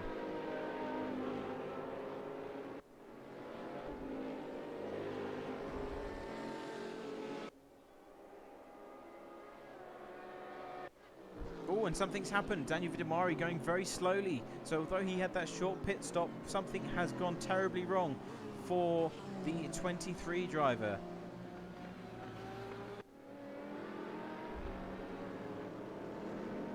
Radek Intica moving back into the lead then. I was thinking that maybe that was too quick of a pit stop. I'm starting to believe maybe they did not refuel that car for him. But Radek Intica moving back up into first place. Marco Interini close behind, 0.8 seconds. And then we have Luigi D'Apria in third by about 3.5 seconds adrift of the leader. GT4 now, as they're still battling. Martin Pater still holding on to that first place. 0.7 seconds behind is Jonathan Shellstraight. And George Delvorda still going strong, 48 seconds adrift for him. He is setting some really good lap times though, 2:13.9. So the 69 Cayman is clearly the fastest out of the 3 that are still here. And Martin Pater just a few tenths behind off that pace at the moment.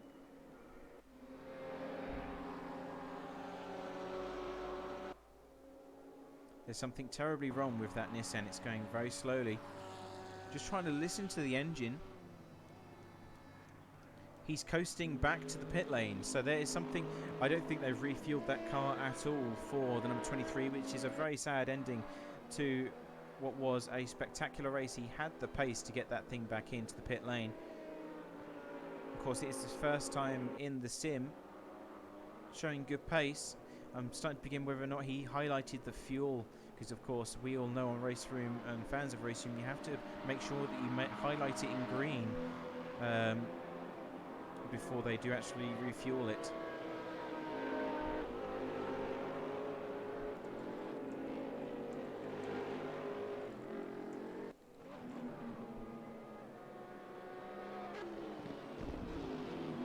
Now the gap starting to widen for our leaders here. Radek now 1.5 seconds ahead of Marco in the 69 Corvette. And there's been a change for position here. Martin Pater moving down. Oh no, sorry, it isn't a change for position. We've just had another car retire. That's what it is. So Joseph Gozen in the pit lane. that's the second stop that he's made, so maybe another victim of the fueling issue. But this gap is actually closing down quite nicely here for the team. Oh, Danny Murray's actually had to retire. He's run out of fuel completely, not able to get that car back to pit lane to continue the race, which is a very tragic end. Of course, a very strong performance from the Nissan, and I thought for a second that he may have been fighting for the lead, but you know, that's what sim racing does sometimes. You just run into these small little issues that can have devastating results. Corvette switching and slicing between the GT4s. 45 minutes remaining here. Another battle on our hands is Turkka Häkkinen and Filippo Canal. This is a sight from the past. We saw them racing and going wheel to wheel at the start of this race when Turkka Häkkinen had a bad start to the race. We know the McLaren, at least at the first part of this race, was more competitive. And he wants to get this job done as quickly as he can, because that's going to cost him a lot of time being stuck behind the Falcon 4.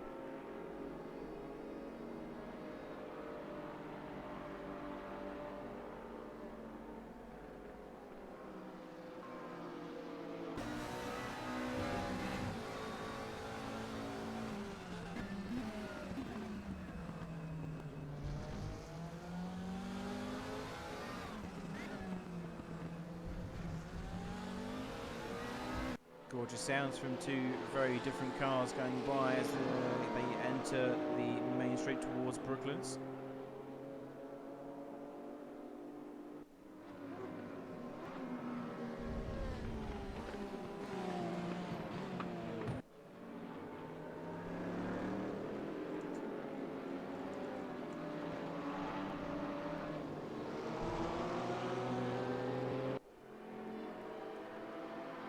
Now Joseph Gozin is actually still in the pit lane, so maybe another retiree here. Leaders now within 0.4 seconds of one another going through Magnus and Beckett's. That Audi hanging on in there by the skin of its teeth. And we've just had a change of position. The GT4s being the deciding factor here for the 55 and the number 4. Coming through Magnus and Beckett's. They're going to have to slice through as best they can. Of course, this is going to hurt the 169 as well as he gets forced wide. Here comes Grunion trying to get by as smoothly as possible, but that's brought the lead of the GT4s down to 0.5 seconds now. Turkka Häkkinen still hanging on to 4th place as they come through Stowe.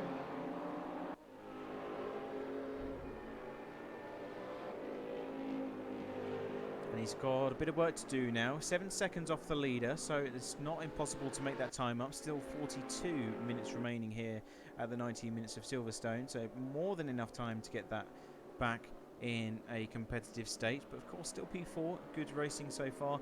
And Marco Interini still not allowing that number 3 Audi to get away.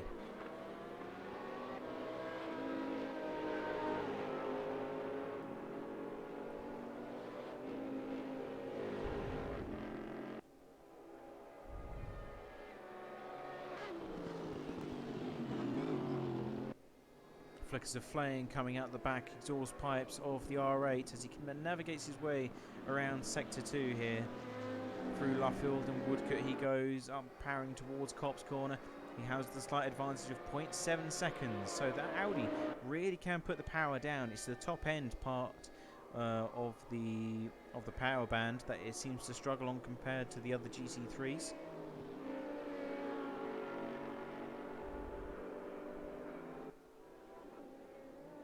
Got another battle on our hands for P5. This is Filippo Canal. He's going to have to defend against the Nissan GTR of Grunion. Nissan seems a bit stronger coming off Copse Corner. Going to look down the inside towards Magnus and Beckett as they goes too wide now into the curbing braking zone. Nissan gets the nose chopped off but carries the speed through. Number 4 going left and right, weaving. You see the back end of the Porsche swerving all over the place, and back on the power once more they go. Here comes Falcon Motorsports against the Nissan Academy blue car. The 21 powering away, still too wide at the moment.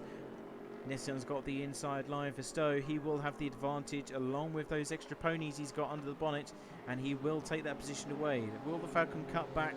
He will have the inside line for the next corner. Just look at him using all of the curbing available, trying to get that Porsche turned in as quickly as he can, but it's not enough to secure that place.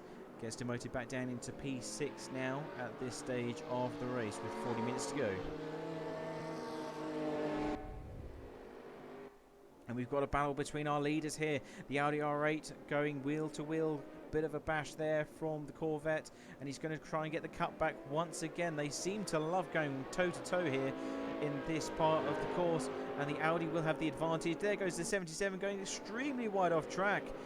Marco Interini going extremely wide. Pretty much starting his own Silverstone circuit.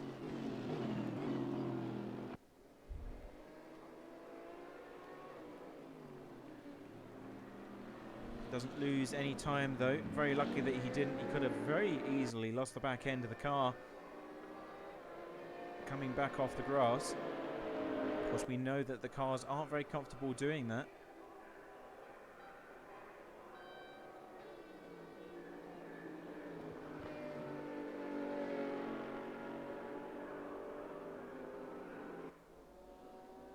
Don't forget, if you are watching the live stream, give it a like and subscribe for future events as well. Of course, Raceroom is one of the other sims that we use, but mostly it's our Factor 2 events. If you are interested, then don't forget to follow us and keep up to date. Come visit us on our website as well. So go to www.checkeredflagendurance.com, all in lowercase, and you can find all of our latest events and upcoming championships on there.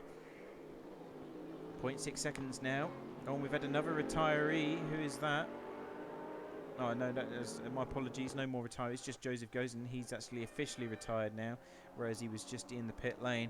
And we've got a battle on our hands for the GT4 lead as well. This is Jonathan Shellstraight against Martin Pater. Last lap times for you, 2:14.1 against 2:14.3. So they're really going for it here at Silverstone. This is good stuff. Of course, we are keeping an eye on the lead battle for GT3, so we'll keep you posted as best we can. In fact, they're just coming down into Village once more. Oh, that Corvette going extremely deep into the braking zone. That's going to cost him a bit of time. That was through turns 3. Into Arena they go. And Indica just capitalising on the situation. He says, right, okay, I've seen him go deep into the corner. I just need to power out towards the next straight and take advantage just to widen that gap just ever so slightly. Now 0.8 seconds coming into Brooklands and Luffield. Martin Pater seems to have done a similar strategy. He seems to have been able to find an extra few tenths coming down to the end of that lap. And oh, we've got another retiree in the form of Matthew Clips. So it's another McLaren 650S retiring out of this race, moving down the order. And that means that we've only got 13 runners left here at the moment. Jonathan Shellstraight losing out time. That was due to Thomas Winkler moving up the inside in that number 12 911 RSR. Just cost him a bit of time, just ever so slightly. Of course, he can still make that time back. George Dalvorder is still around 48 to 49 seconds adrift of our leading GT4s at the moment, but we know that he's on a different strategy compared to the other guys. We'll see how that pans out and how that works for him.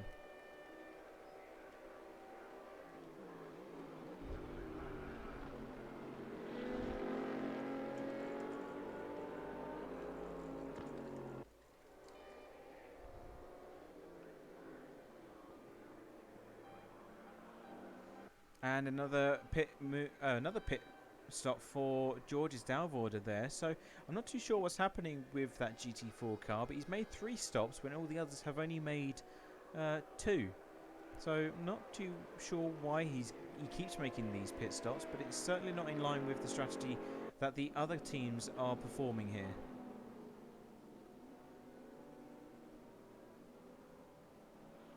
Side by side for the leaders once again. He seems to like coming in deep into the second corner.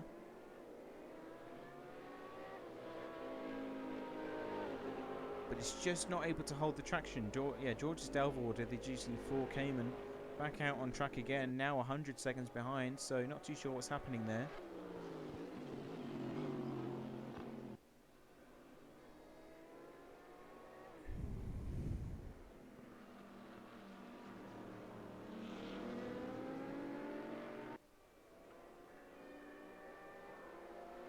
Still 0.3 seconds between our two leading GT3 cars.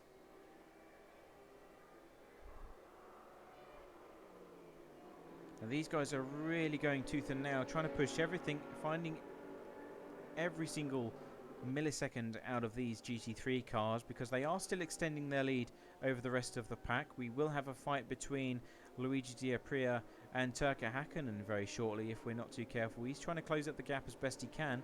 7 or 6 seconds adrift as things stand. Now Luigi D'Apria seems to be finding a bit more pace as well. He's closing the gap down ever so slightly, one little bit of a time.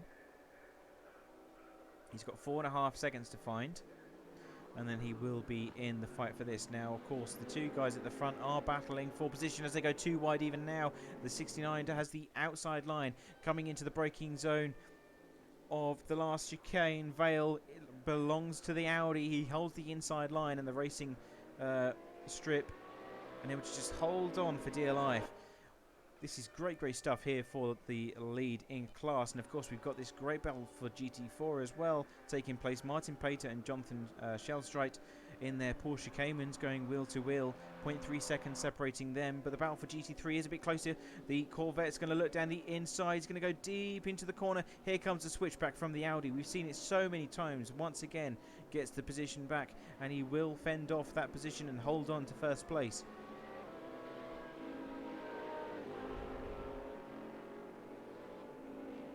Luigi D'Apria closing down now within 4 seconds as he comes down towards Brooklands, really pushing that car to its limits. And then you've got Turka Hakkinen as well, still in the McLaren 670S, gaining ground on them as well. Now up to 7 seconds adrift of the next competitive car.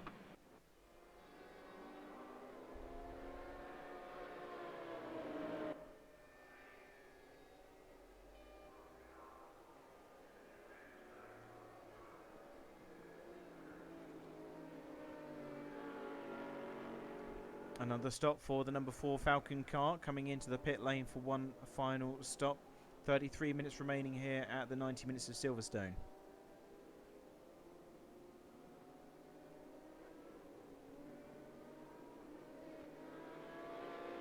Let's go over to the GT4s as they're 0.3 seconds adrift from one. That Jonathan Shellstrate trying to look for an opportunity or an opening.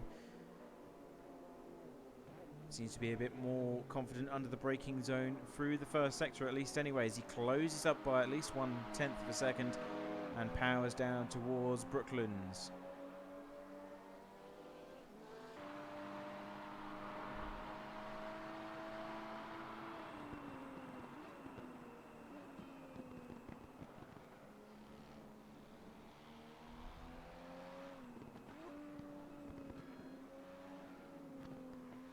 He's trying to get the exit speed, which he does. The 112 closing up just ever so slightly as he comes down towards Copse Corner.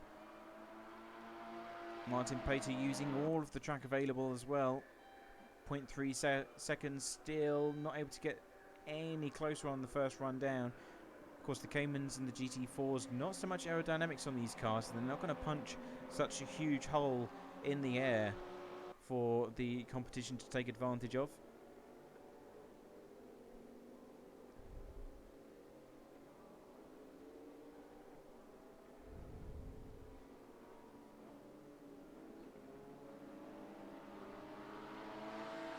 Now the 169 doing an amazing job through Magnussen Beckers, extends that lead now to 0.5 seconds.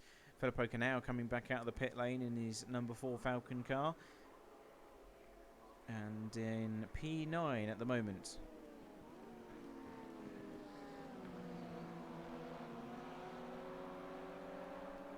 Bit of a bumpy experience trying to get past the GT4s. Doesn't interrupt their race though, which is of course what the main aim of the game is. Back to our leaders in GT3. Radek Intica, Marco Interibi still 0.4 seconds away from one another in the final third of this race.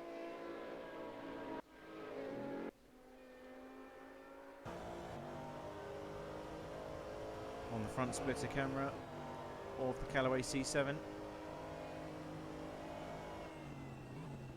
You can just see the Corvette closing that gap down into the braking zone.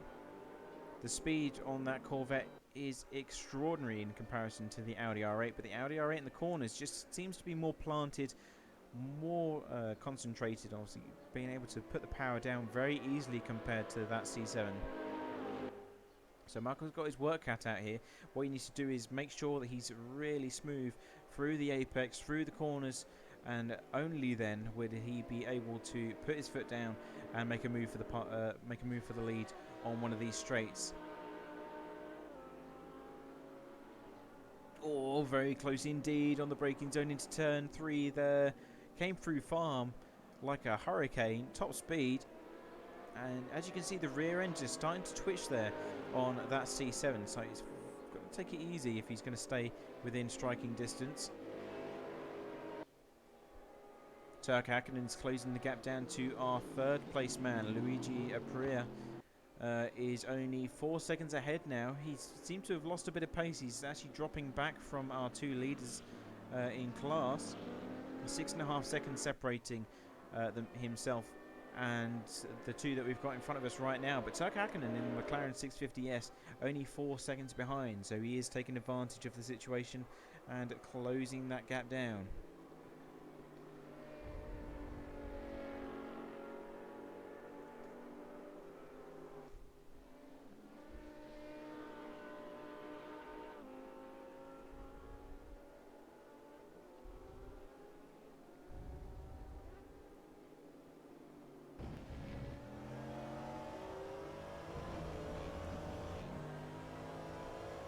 Not a very good run there from the 69 Corvette. Just had a bit of a rear end wiggle which unsettled the car. Lost him a bit of time. Now 0.5 seconds as they enter Stowe.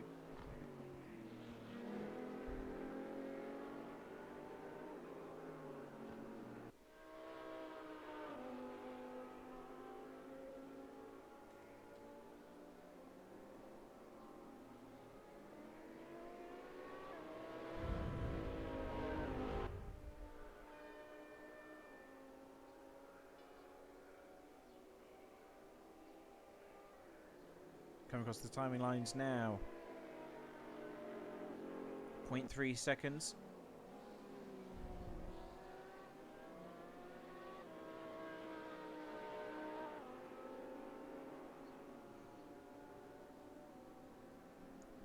And a bit of a lunge there from the 69, trying something different. Of course, we usually see him go down into turn 3 braking zone, but he thinks, okay, that's not working. I'll try it down into turns 4 arena instead. And that doesn't work either. It gets higher on the curbing, which is that huge red lump that you see on the inside of the apex. And that all that does is slow the car down. It unbalances the rear end and the front axle as well, and it doesn't do you any favours by going onto that. So he stays where he is, 0.5 seconds.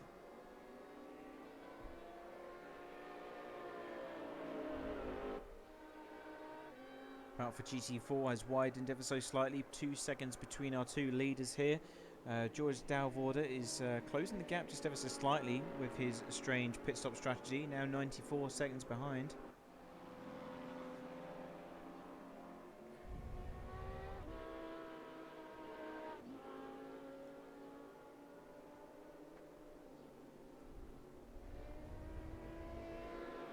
And we have another car in the pit lane. Thomas Winkler coming in for his final pit stop, changing the tyres this time.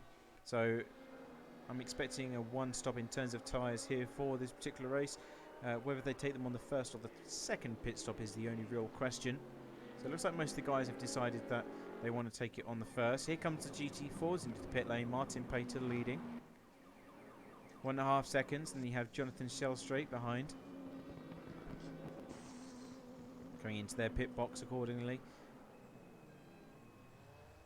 And both stop exactly at the same time. So good pit stops there from Jonathan Shellstraight, able to close that gap down by at least a second under the pit stop window.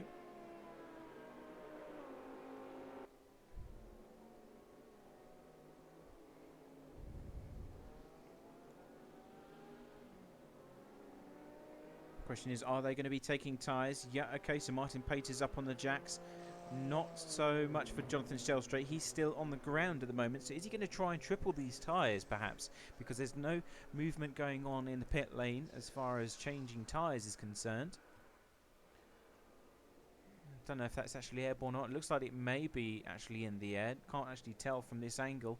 Need a better camera. It looks like they might both be trying to take tyres here. Marco Interini has made a mistake in the 69 as he goes down the order. Here comes Martin Pater and Jonathan Selstrate. Look at the gap that he's able to gain on the end of that pit stop. 112 now within 1 second of the lead in GT4. George Dalvorter, the person that's been in the pit lane most out of the GT4s, he's about 34 seconds behind, but I'm not too sure if he can get to the end of this race. 25 minutes remaining at the 90 minutes of Silverstone. Turk Hakkinen, we haven't been on board with him for some time. He's coming up on some traffic in the GT3 session. Ahead of him is Josiah Jerome in the number 44 Audi. He's currently sitting in 9th place himself with about a 10-second gap to P8.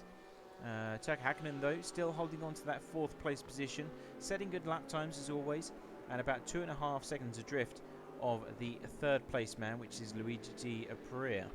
So still closing in, and it's got to be said, it's looking good for the McLaren. He might actually come home with P3 if he can keep up the good work, and he's got an advantage at the moment because of course he has the slipstream of the Audi ahead. So the McLaren actually typically suffers from a bit of top end speed, so it's not as powerful as some of the other cars. It really excels in the corners because you've got that huge front splitter on the front, of course those winglets as well on that front fender. And that really helps the car turn in. And always a mistake there from Josiah Jerome. Turns the car around at the entrance to Abbey. And that's going to cost him a lot of time. Yeah, here comes some other cars. That's the Nissan of Gurinian going through. So that's cost him, or saved him a bit of effort, a bit of hassle there as he makes his pursuit of the top 5.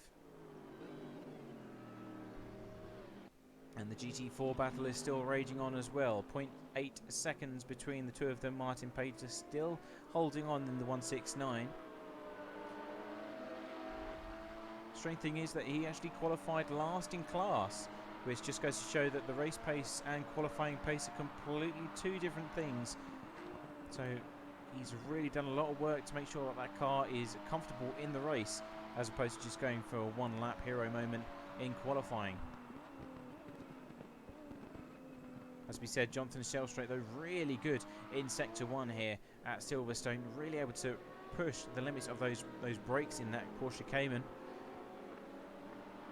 It just seems to be that throughout the rest of the lap, the faster corners that we have here, such as Magnussen, Beckett's and obviously entrance to Brooklands, he just seems to drift off just ever so slightly.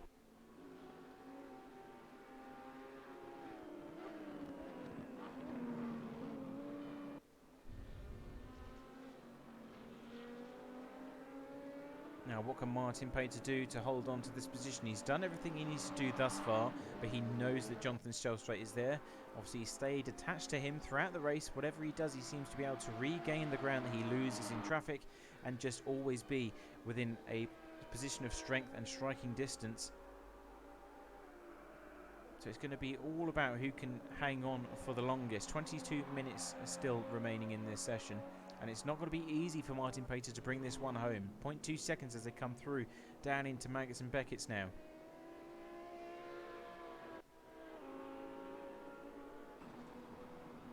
Bit more curbage taken by Martin there as he tries to get the car turned in. This is a very important corner, the most important out of the Magnussen Beckett sector.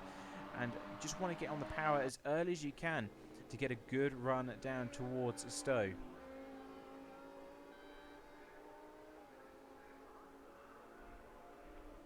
Oh, we've got another stop for Luigi Aprilia now. So that's one of the top running cars. That's brought Turk Hakkinen into first place in class, or third place in class rather, not first.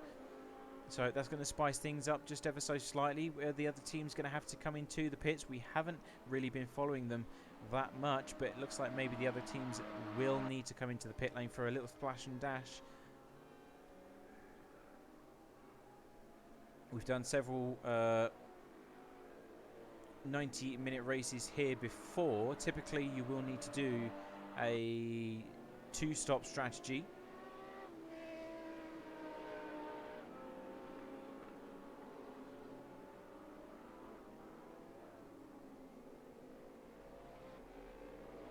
Still following this GT4 battle around though. The gap has widened again up to 0.8 seconds, but it's just these slower corners that seem to be catching Martin out. That's where he is at a disadvantage. That seems to be where the gap is coming back down again. This is 0.5 as he enters Brooklands.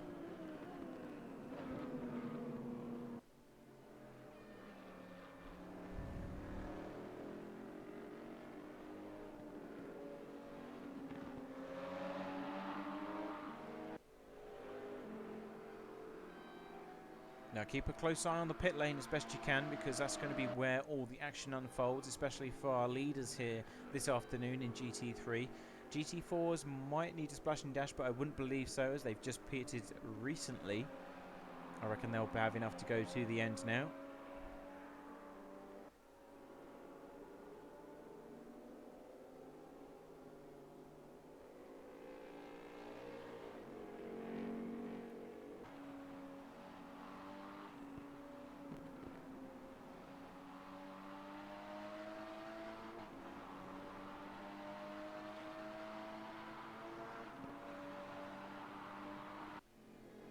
And another stop for George's Dalvorder. So not too sure what the strategy approach was for the 69 Cayman here in the GT4 class. They were leading the race and getting away, might I add. He's actually got the fastest lap time out of all of the GT4s here. So not too sure why he has decided to pit so many times, or what has transpired inside that cockpit. We've got a lot of cars coming into the pit lane now. In goes to 21. We've got the number 70 AMG for 6th place as well, and we've got a few others coming in to change tyres and whatnot. So Luigi Diapria moving back over to P4 now. Turk Hakkinen, the next competitive car, which is 63 seconds up the road. Here comes Gurunian out of the pit lane in the number 21 Nissan.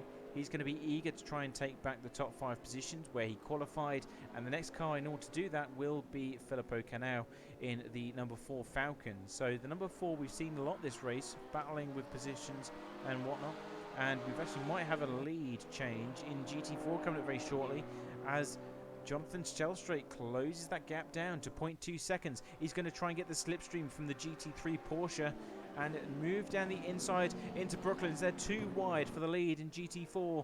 This is good stuff as he comes back for the cutback. Not able to get it done though. Here comes the Nissan. He wants to obviously minimise the impact done to his own race while not interfering with theirs. Both GT4s. The 169 Martin Pater moves alongside just to say, okay, you can have the inside line there. And will he clear Jonathan Stelstrate before Kops Kuna? He does, but he has to compromise. He has to hit the brakes just ever slightly earlier, and that's brought Martin Pater back into the mix here. This is good stuff in the closing stages of this race. 17 minutes remaining, and it's still starting to heat up once again. Of course, all the pit stops are said and done, and it's all down to lap by lap pace now here for this race. Martin Pater gets a better exit out of the next corner. No, Jonathan Stelstrate able to get on the power just slightly earlier than his colleague behind. He will have the slipstream, but doesn't seem to be doing much here for Martin. Heavy onto the brakes, trying to push every ounce of performance out of that Porsche Cayman. And where's Turk Hakkinen? Turk Hakkinen now into 2nd place. Radek Indica and Turk Hakkinen still the only ones left to come into the pit lane.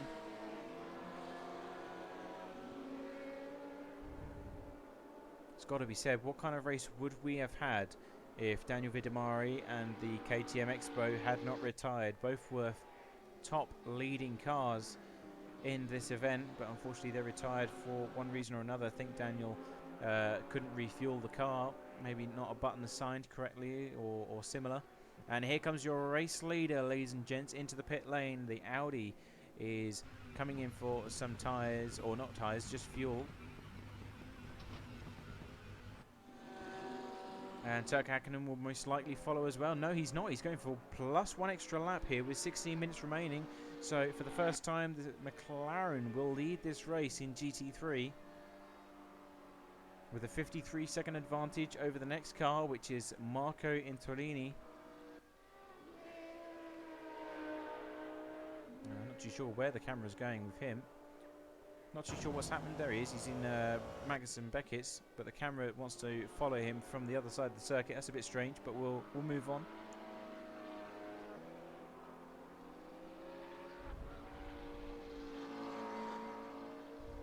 Okay, well, where will Radek Indica come out of the pit lane? He's actually taking tyres. That car is up on the jacks. That is not a good way to finish this race. You just want to splash and dash at this stage.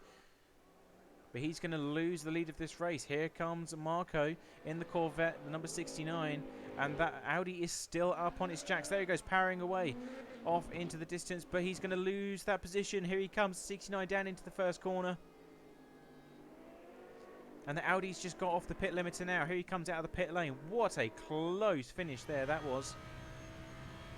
He's got about 2.5 seconds to make up if he wants to retake that position. Turk Hakkinen, of course, in up ahead, up the road, 51 seconds. Not too sure why you would take tyres with 15 minutes to go. That is a very strange strategic choice made by the Audi driver.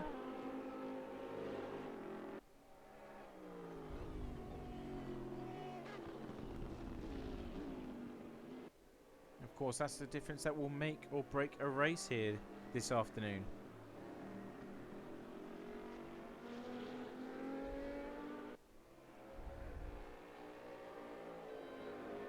Of course, the tyre wear for the drivers here is at ×2, so that may be a factor. Maybe he double stinted the tyres the last time by and simply couldn't take them any further.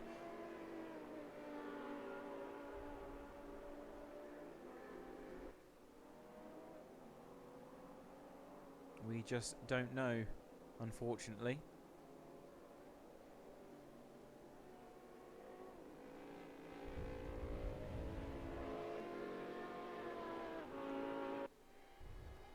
Oh, and a mistake for our leader. The 69 makes a huge mistake coming out of Brooklyn's Magnussen-Beckett's rather. It goes spinning out of control. Just a tap of the grass there on the exit. Just really trying to push the limits of that Corvette. And we have a retirement on our hands. That is not a way you want to end this race. Of course, he knew that he had the advantage. And he just was trying to push that Corvette to its uttermost limits rather. And that's the problem with Silverstone. It may make you feel comfortable. It may make you feel like you're in safe hands. But once you take that one step out of line, Silverstone will bite, and it will bite down hard as well. And that's exactly what's happened to the 69. Marco Interini just had a victory in the grasp of his hands, and it got thrown out the window at the last minute. What a development and what a change to this race. The only question now is then, when will Turk Hakkinen come into the pit lane? There's 12 minutes remaining in this race. We know he's gone deep into the stints here in that McLaren 650, but how or when will he decide to come in for the splash and dash? He's going to be looking after those tyres. Turker is one of our regulars as well. Very quick driver, very consistent and clean. But when will he decide to come into the pit lane and get that splash and dash? He won't be changing tyres like Radek, and that means that the gap advantage at the moment is around 50 seconds, which is absolutely huge considering. We have actually got a gap of 1.5 seconds between the two GT4 leaders as well, so a development there. And George's Dalvorder is actually, I believe he may be 1 lap down. Yeah, he is. So he's not actually on the same lead lap, unfortunately. So he won't be fighting for position. But you've got a battle for the lead in GT4 between Jonathan Shellstrait and Martin Pater. Jonathan's still hanging on in there in the last closing stages of this race. He timed that move to perfection, frankly. He knew that he needed to do it in the last closing stages. But Taka Hakkinen is still going strong. I'm starting to believe that he might not actually require a further pit stop at this stage, which will be completely crazy because that means that McLaren is very good at fuel saving.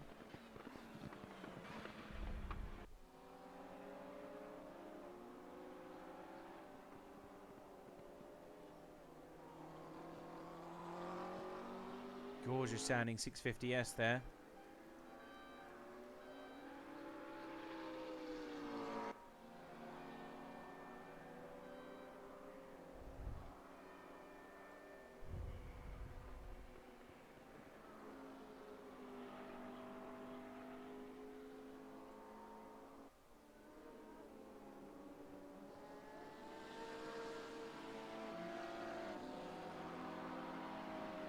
So drivers and teams are starting to relax now. They're settling in for the final stages of the 90 minutes of Silverstone. Just trying to make those last final few moves, and it looks like the number 21 is going to go up the order as Filippo Canal overshoots his pit box. Something's gone wrong there for that number 4 Falcon, because he's already come into the pit lane earlier on, not too long ago. So something has definitely caused him to have some issues. Here comes Turkka Häkkinen though, your race leader, the McLaren 650S. He's going to come in for a splash and dash in the last 10 minutes of this race. There goes the alarm to indicate that he has officially entered the pit lane, and he's got a 40-second gap before Indica or Radek Indica in that Audi R8 is on top of him. Coming through Magnussen Beckett's, of course, splash and dash here for the McLaren. He will need to look after those tyres though on pit exit, because they will be worn after the last stint that he has just done. And away he goes again. 25 seconds, 26 seconds. Where is the Audi? Now this is what we were expecting. Just a splash and dash, just enough to get it to the end. The short pit stop that is required. And here comes Radek down into the last few corners now. So he's taking those tyres has proved a fatal error in his race tactically. And it's just pushed him way off pace and off the leader. 18 seconds as he comes across the start-finish line.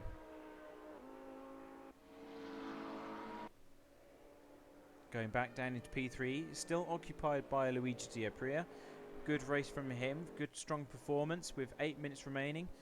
Still has to find about 9 seconds if he wants to take second place away this afternoon, which is going to be a tall order considering how long of the race is left and how competitive Radek Indica and the Audi are.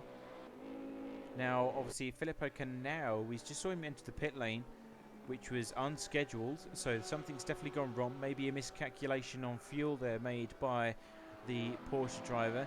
But he's now re-entered the race in P8 in class, which is about 7 seconds adrift of Josiah Jerome. So he is closing the gap down. He knows he's got the pace. He was occupying P5 for most of this event, so I apologise.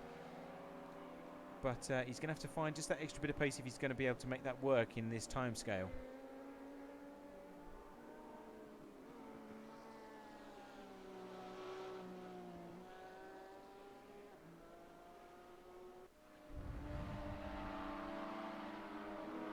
So coming down into the braking zone, he is closing that gap just ever so slightly, 6.5 seconds as he comes across the start-finish straight. And Josiah Jerome is the man that he is chasing, that purple and black Audi R8, the 44. You just saw a speck of blue in the distance there. That is the Porsche chasing him down. Their best lap times are about 0.5 seconds away from each other, and this is going to hurt him massively as he gets caught behind Martin Pater in the 169 GT4.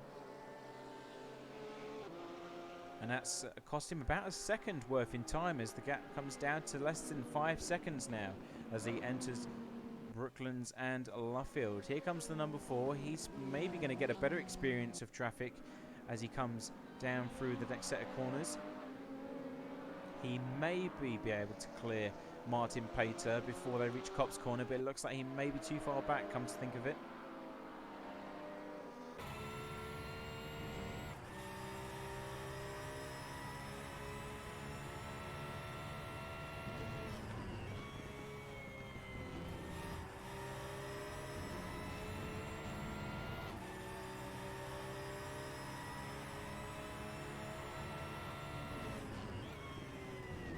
Oh, a lot of grass taken there from the number 4.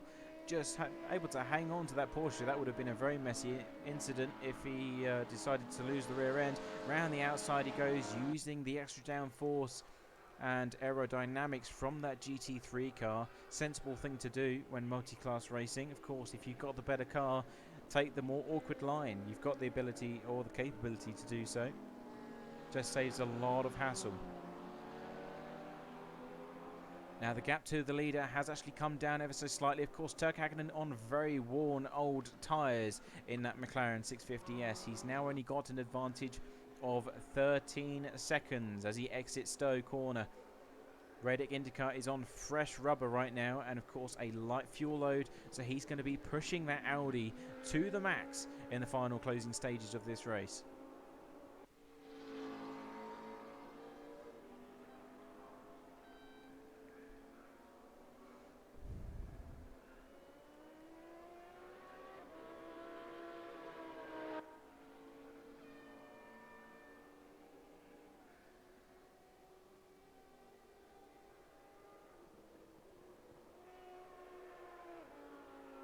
Now 12.5, so Radek really pushing this Audi to the limits.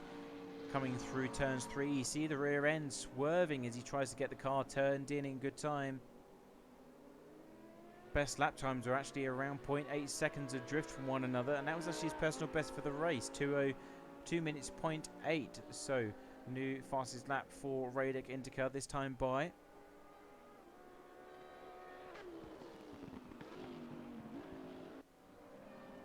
and you see the McLaren just in the distance there. It's come down to 11 seconds, so things are starting to go a bit pear-shaped for the McLaren. He only needs to hang on for 4 more minutes and he will claim victory here at the 90 minutes of Silverstone. This is good stuff. Oh, and he's made a mistake. Turk Hakkinen makes a mistake on the exit of Copse Corner. Too much rear, curbage on the exit, and that's going to bring Radek IndyCar into striking distance. How much damage is done to that car? How much damage to the front wing? Okay, we checked the damage model that says 100% on everything. That's obviously not correct because he wouldn't be moving. But Radek is within 4 seconds now with 3.5 minutes to go. This race has been turned upside down on its head. Radek now can see that blue McLaren 650S just ahead of him. He knows he's got the faster car. He knows he's got the fresh rubber. And it's just going to be a matter of reeling him in time for the end of this race. Turk Hakkinen, on the other hand, he's now got a lack of confidence. He's going to have a damaged front wing, worn tyres, and he's going to be thinking to himself, okay, so how do I bring this home in one piece now? There's the Audi R8 coming through the last corner at full speed. You can see the front wing of that McLaren doesn't look too happy as it's popped out of the left-hand side or the right-hand side by the looks of it. You see that small gap just next to that headlight where the two panels meet, and that's not meant to be there, ladies and gents. That gap is meant to be a lot smaller, so a lot of damage done to the front side of that 650.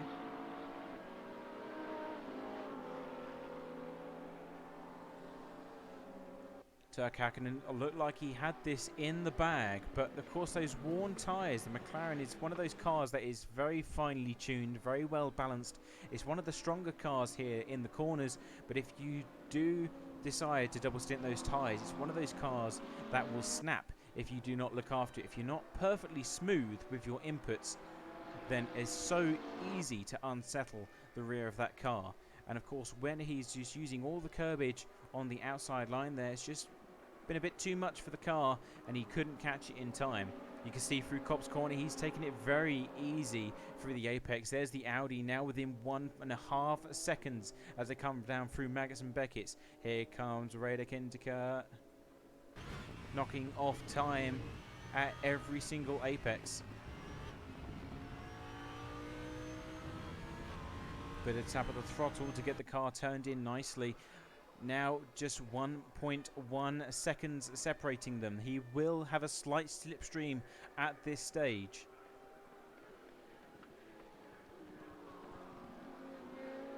Now entering the last lap of this race, ladies and gents, 1 minute remaining. Of course, one entire lap is just over 2 minutes, so this will be the last remaining lap. Cuts the apex nicely for Vale. Gets within the 1 second region of 0.8 seconds as they come across the start-finish line. This is nail-biting stuff here for Turk Hakkinen. He needs to defend like it's all on the line. That Audi stronger in the corners for turn 1 as they go through Abbey. 0.6 seconds down into the village complex. Now 0.5 seconds, 0.4 seconds. That McLaren really struggling. The front wing not doing all it can to help him out as they go too wide now. Here comes Radek. He's surely got the win here. Nothing that the McLaren can do to defend the lead of this race. He's looking down the inside towards Brooklands, but he will have engine damage as well after that collision with the Armco barrier.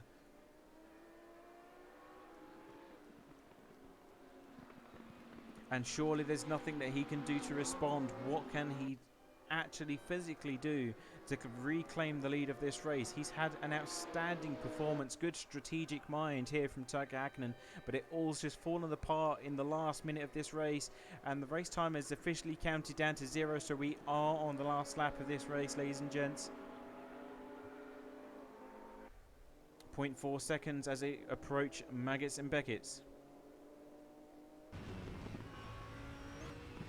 You can see just the extent of the damage from the rear camera of the Audi looking at the McLaren, and he's going to get a nice good drive towards or onto the hangar straight,